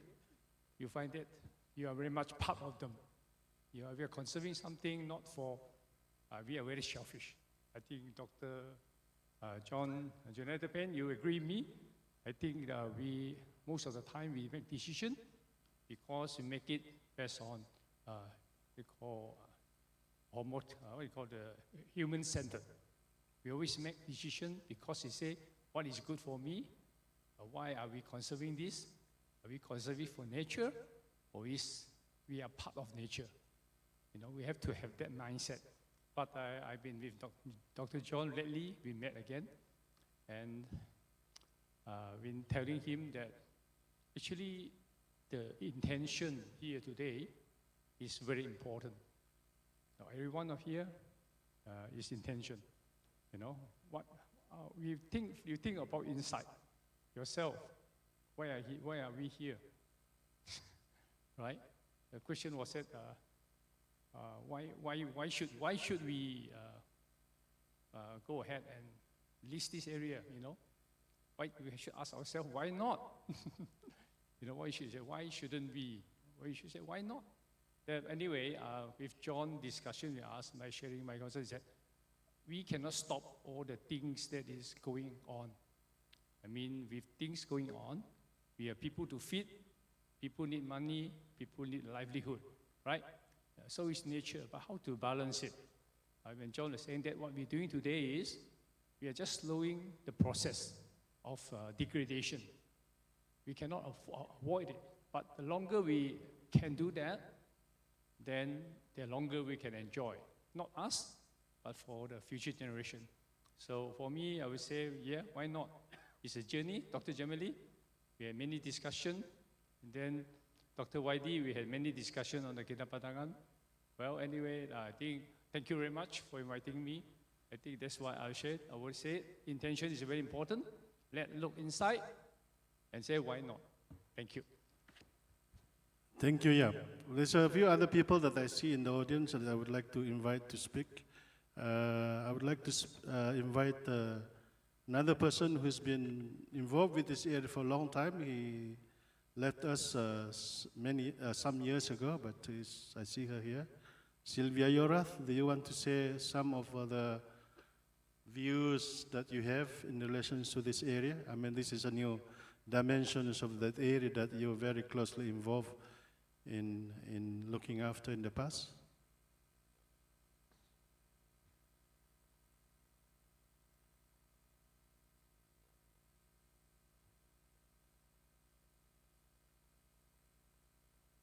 I knew you were going to do that, Dr. Whitey.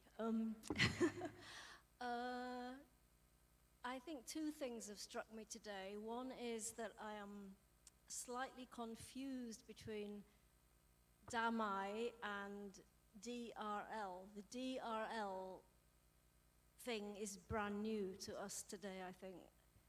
And I'm just wondering why you need to expand from Imbak, Maliau and Danam to a much bigger area which looks very similar to the Yayasan SABAH concession area map that we always used to use. And are we not being a little bit ambitious to try and get the DRL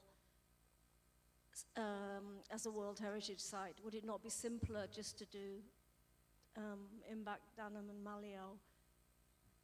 Because there are so many stakeholders. I mean, your map, Dr. John, was amazing. Of all the different stakeholders, and I think it would be extremely difficult. Can I answer you that while you're standing there? Yes. The suggestion for World Heritage Sites is only the Class 1 Forest Reserve at this stage. At least this is discussed at the technical level with the Forestry Department and also with the committee, World Heritage Committee in the state. So the landscape is a mean to link up with the stakeholders surrounding the proposed area for World Heritage. So you cannot manage, for example, the conservation area in isolation. You have to work together with our neighbor. So that's why the landscape was put as one of the objectives in the MOU between the four parties. So the World Heritage Site is going to be focused on the Class 1 Forest Reserve only. But in order to manage this World Heritage, you have to be to be closely involved with the surrounding land use or land users. Ah, okay. So now I understand it. So obviously I got that wrong. Okay. That's one thing. And the second thing is I foresee that mining is going to be the next big major threat to many rainforest areas in the planet, or all natural areas in the planet. And I'm wondering whether having World Heritage Site status would help protect Dan and Malayalam from any future mining, gold, nickel, rare earths, and God forbid coal again. So if it would strengthen protection for these areas against proposed mining in the future, then I think that will be a key plus for the World Heritage Site status. Is that a statement or questions? Both. So if it is a statement, maybe Indra or Robert, do you want to respond to that comment if it is questions? Do you have any more to add from that?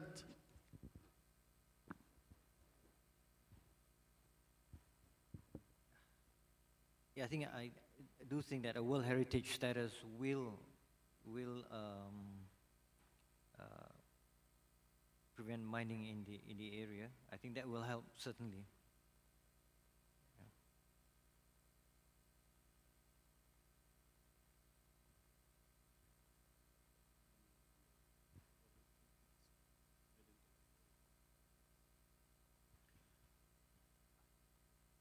Selalu kena suruh cakap begini. This is what I have to say. Having said that, I have no doubt Damai can qualify as a World Heritage Site based on the two criteria, ecological and geological. I have to qualify that. It's not straightforward though, because it's dependent upon how you frame it, how you design it, and the dossier that is going to be presented, and the evaluator, the field evaluator that you are going to get, and the eventual evaluator that you are going to get. I'm not allowed to evaluate for my own country, but if I'm the evaluator, the things that they are very concerned about is, number two, the connectivity between the three sites, number one. Number two is the buffer zone. I'm very concerned about buffer zones because what activities are allowed in the buffer zones. Logging is a strict no-no. And thirdly, the management, eventual management of the, by encompassing a larger area, you take care of the not the authenticity. You must encompass the whole range of habitat of what you are trying to protect. And so the larger, the better. But then you must ensure that whatever is included in the nominated property plus the buffer zone is compatible with the operational guidelines. No logging. In the buffer zone, I've seen where traditional way of life, like collection of non-timber forest products, as well as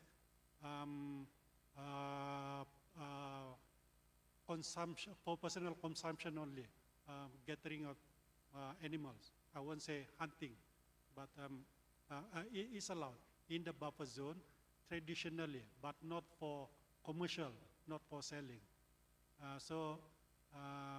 That's my way of qualifying. I have no doubt, but the criteria is there for it to qualify, but it's dependent upon how you frame it, how you design it. Thank you, Jamili.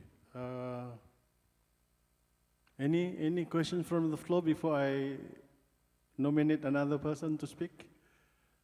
If not, I would like to invite Professor Felix, who have covered the whole area. I mean, Jamil mentioned about geological outstanding values and so on. Perhaps Felix, who have basically walked the most in all of these areas, can share some of your view on the general topic of this area, as well as specifically on geology. Thank you.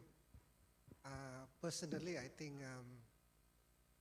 the criteria for World Heritage site for this 3 area is already there. But of course, the issue is that in terms of connectivity, I think would be quite a challenge, because there's a lot of activities going around it, and a lot of economic requirements for that area. So I don't know, I'm still uncertain for me how to go about this journey to make it an easier journey. You can continue with a very challenging journey if you want to, probably, but I think we should try to find a way that is easier. If we stick, in my mind, if we stick with just the existing area now, and then just putting them together, and we'll just find a way of how to connect them, probably it's an easier journey, I would feel. But it's up to as we say, if we think that having them together as one would be much more a nice presentation, I think we can go for it, but we have to really work on it. But as I said, some of these areas are quite distant. Imbak, Maleao is not difficult because it's more or less like connected. And in between, we don't have much challenge in terms of connecting them. But Danam is a different story together because it's very far away, I think. And so putting them in one piece would be a challenge. So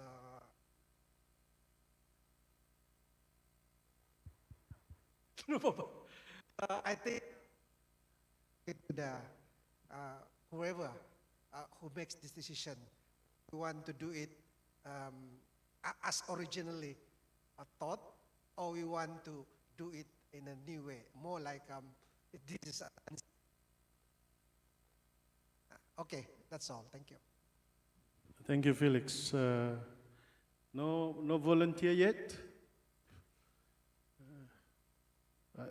Anybody from the, okay, we have 1 minute, 2 minutes. Tourism fraternity? Samsudin, Sam, do you want to say anything? You spent a lot of time in Danam Valley in the past and the other areas. Anybody want to say,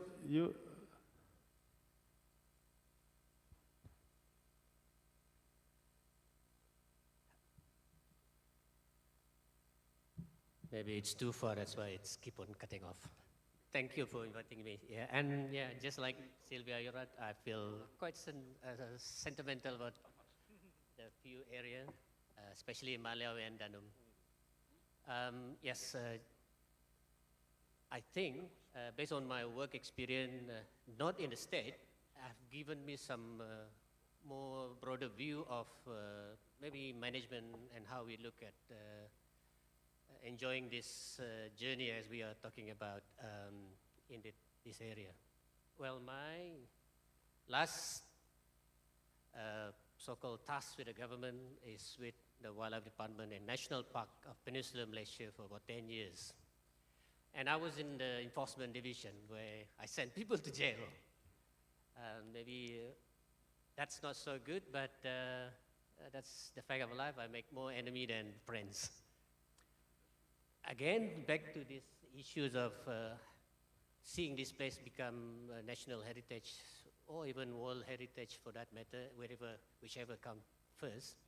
And I personally have some issue again with the National Heritage Department. It's not that easy. I can understand why Dr. Jamili or Dr. Jamili say that things. Because in Peninsular Malaysia, we also have natural or national park, and we have to deal with them because of that issue immediately after KINABALU Park was incited as World Heritage, where the department was established. So it will be a very, very wonderful thing having more than 100 hectares of land to be one landscape that we can be happy to have.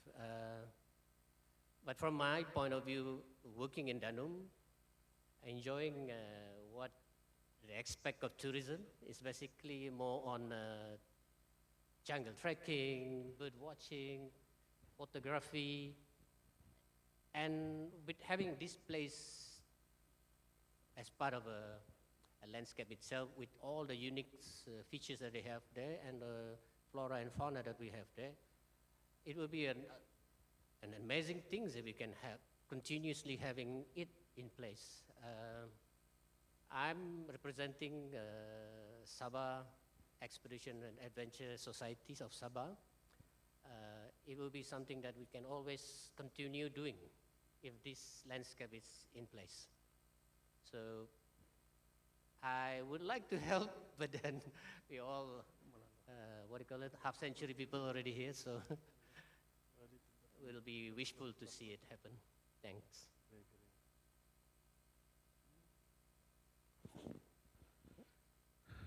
Thank you, Sam. We actually about to finish our sessions. Before I do that, anybody, I would like to offer one more slot for people to speak. Yes?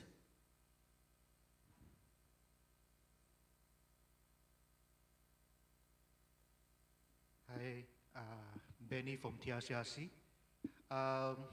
Basically, I just want to share a bit, probably just a perspective or wish list. Yeah? Because during this session, look at it, there's a lot of us that in the professionals levels or probably what you would say, the mid-age. Yeah? I didn't hear anything through the youth. Yeah? The perspective of youth. Yeah? But throughout my environmental education's engagements, I always encourage youth or our next generation to provide their idea. But normally, when we conduct those sessions, we let them experience on site. For instance, our operations, what we do, what is our objective. Then only we extract what is their idea for their generation to provide for the future of our objective or the goal. For this Damai is a big landscape. Yeah? I believe not every youngsters or every youth have the chance to go in and experience and to share what they want for the future on this area. This is a concern for me. For instance, there will be a generation gap between the pioneer who established Damai or even Danum itself toward the next generation. Oh, we only look it on the media, we only look at how good is it, but we are unable to enter it because there's a lot of procedures they don't familiar with. Yeah? This is where when we share about, do you know about Danum? Yes, they know about Danum. They know there's a lot of activity, there's a lot of research, but they do not experience it, and they do not able to actually express it. And that's where we do not know what they want, yeah? That they can actually extract the idea for the next generation to come. That's where the concern is, when experienced generations, for instance, retired, yeah, probably become a consultants, and we need working force, and we need to train them. Without the inspirations to work or to get things running, they just barely work just for the sake of money. Yeah? So this is what I'm concerned about, getting younger generation to get involved in nature and environments. Even right now, we are also concerned about the population of botanists getting lower and lower because nobody wants to take that kind of direction. So that's about it of my wish list, so that youth can get involved on this. Thank you. Okay, I hope that we really press for time. I hope the repertoire have recorded that, and perhaps something that can be discussed in the coordinating missions meeting that we will have with the MOU signatories. Any more? You want to say anything, Benoit? You have been very quiet. This is an opportunity. It will be the last speaker. Thank you, Heidi. Well, I'm not a SABAHan, as you know, but I've been here for over 20 years, and I feel like a SABAHan, and I've dedicated the last 25 years to try to do something for this state. And I feel that the more we connect and the more we protect, the better Sabah will be for the next generation. So I feel like this initiative can really help, because I can see that, I mean, if you take Maliao Basin, Danam Valley, and Imbak Canyon, they could become the next Dabin, where, you know, they are. Dabin is, well, almost, you know, disconnected to the rest. So I feel like if you really do something about, you know, Damai and manage those 3 conservation areas as a large landscape, I think you're going to go towards, you know, protecting more and more. And I was a bit concerned by the statement from Robert when he talked about the Kinabatangan. I mean, it touched my heart because that's where I'm working. And I feel like every piece of forest, every fragment is important. And we see that now with the research that we are doing. We have, you know, orangutans living in, you know, small fragments, and it's important to connect them. So I really feel that it's important to try to protect everything we have now in Sabah. And I'm also concerned by projects like the Panborne Waigwe that is actually now fragmenting even more our landscape, and we have even, you know, alignments that could go through forest, Class 1 forest reserve. So I'm wondering whether, you know, Class 1 forest reserves is enough protection for wildlife. So maybe a World Heritage, you know, will upgrade that, and maybe there won't be a 4-lane highway going through a World Heritage site. That's my 2 cents. Okay, thank you, Benoit.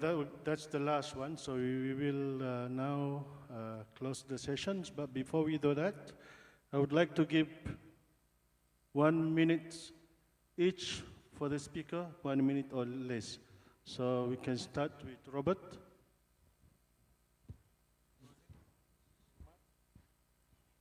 Okay, I mentioned earlier about my concern is habitat fragmentation within the landscape. So again, it's very important that whatever land use within the landscape has to maintain the connectivity and contiguity of all the protected areas within the landscape. And again, like I mentioned, I'm not sure what Ben was saying, that he was concerned about one of my remarks, but no, I do feel that Kinabatangan is an important landscape for wildlife, and re-establishing connectivity and all is really important because, again, it also supports a thriving tourism industry that's worth over 100 million a year. So no, it is a landscape that needs to be somehow enhanced.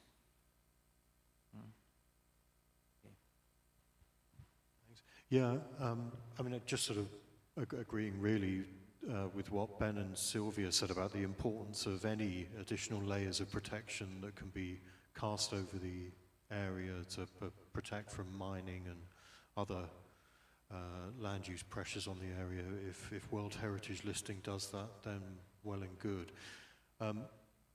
Just very briefly, a couple of times the Nature Conservation Agreement has come up. We can't just pretend that this doesn't exist. At some stage, if this nomination is going to go forward, that issue and the relationship between it and protected areas is going to have to be resolved. I mean, as far as I can see, it's a non-project, so at some stage that's going to have to be dealt with. But no, I think, you know, fantastic, and anything obviously that from our side that we can do to support the nomination, we'd be very happy to do.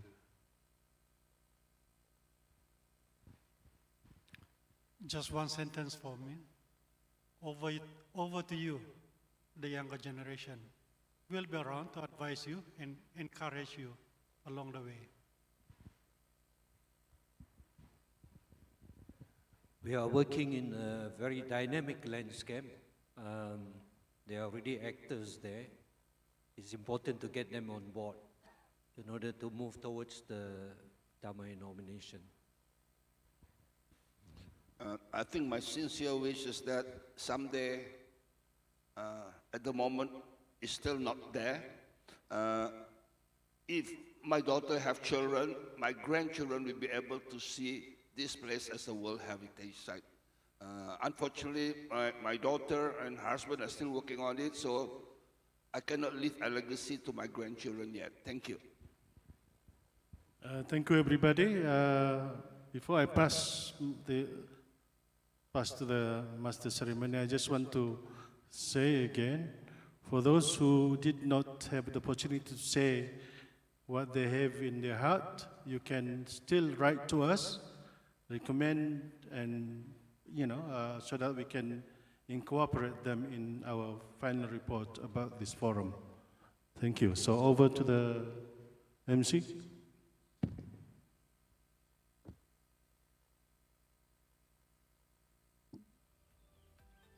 Thank you for the insightful dialogue session from all the distinguished speakers. You may return to your seat first.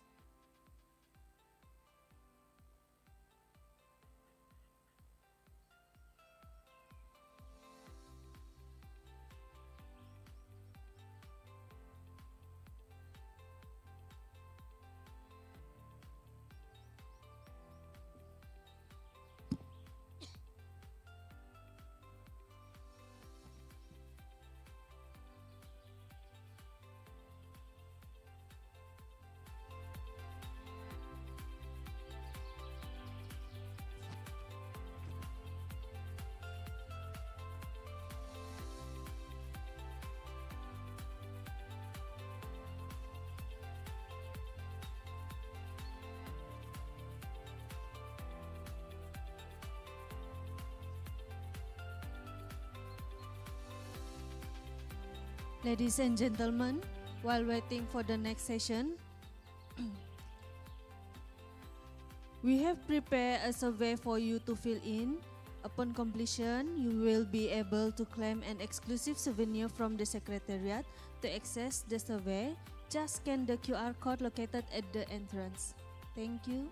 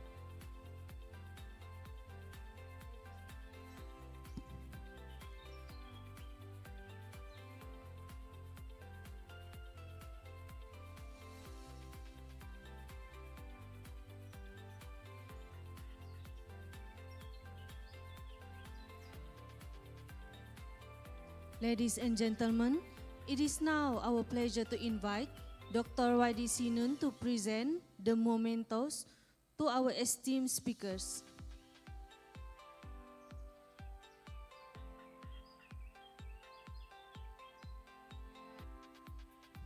Firstly, we would like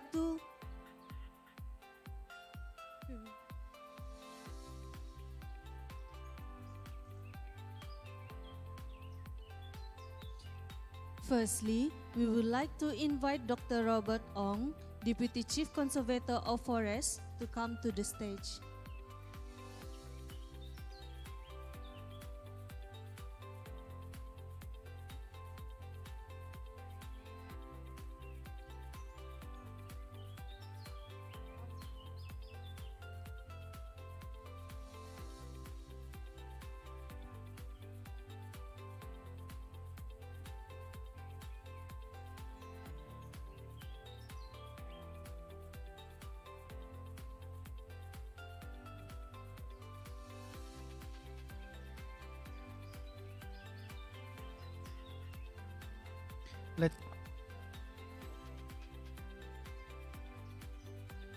Let's now welcome Dr. Haji Rahim Matsa Ahmad from the SABAH Environmental Trust to the stage.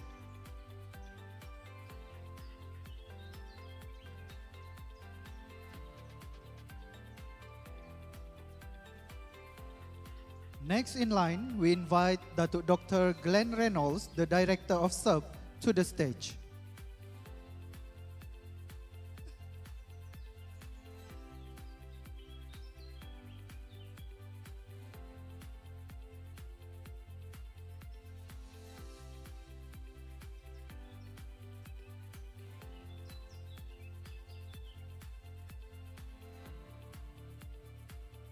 Next, we would like to invite Dr. John Tay, Forestry Specialist from Prime Forestry Consulting.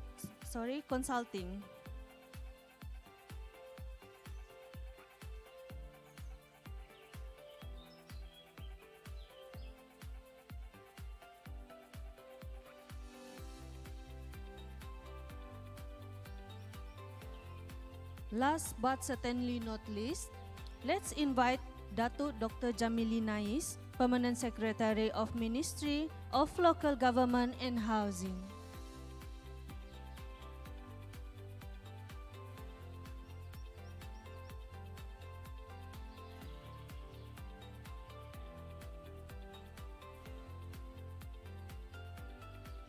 Thank you all for your significant contributions and presence, and thank you, Dr. Y.D., for presenting the mementos. Ladies and gentlemen, we have successfully concluded the Damai Rainforest Landscape Stakeholders Forum. We extend our heartfelt gratitude to each one of you for your active participation and invaluable contributions during this event. Your presence has greatly enriched our discussions.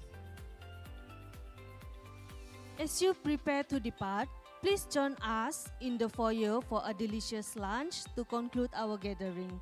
We wish you all safe and pleasant journey home. Thank you.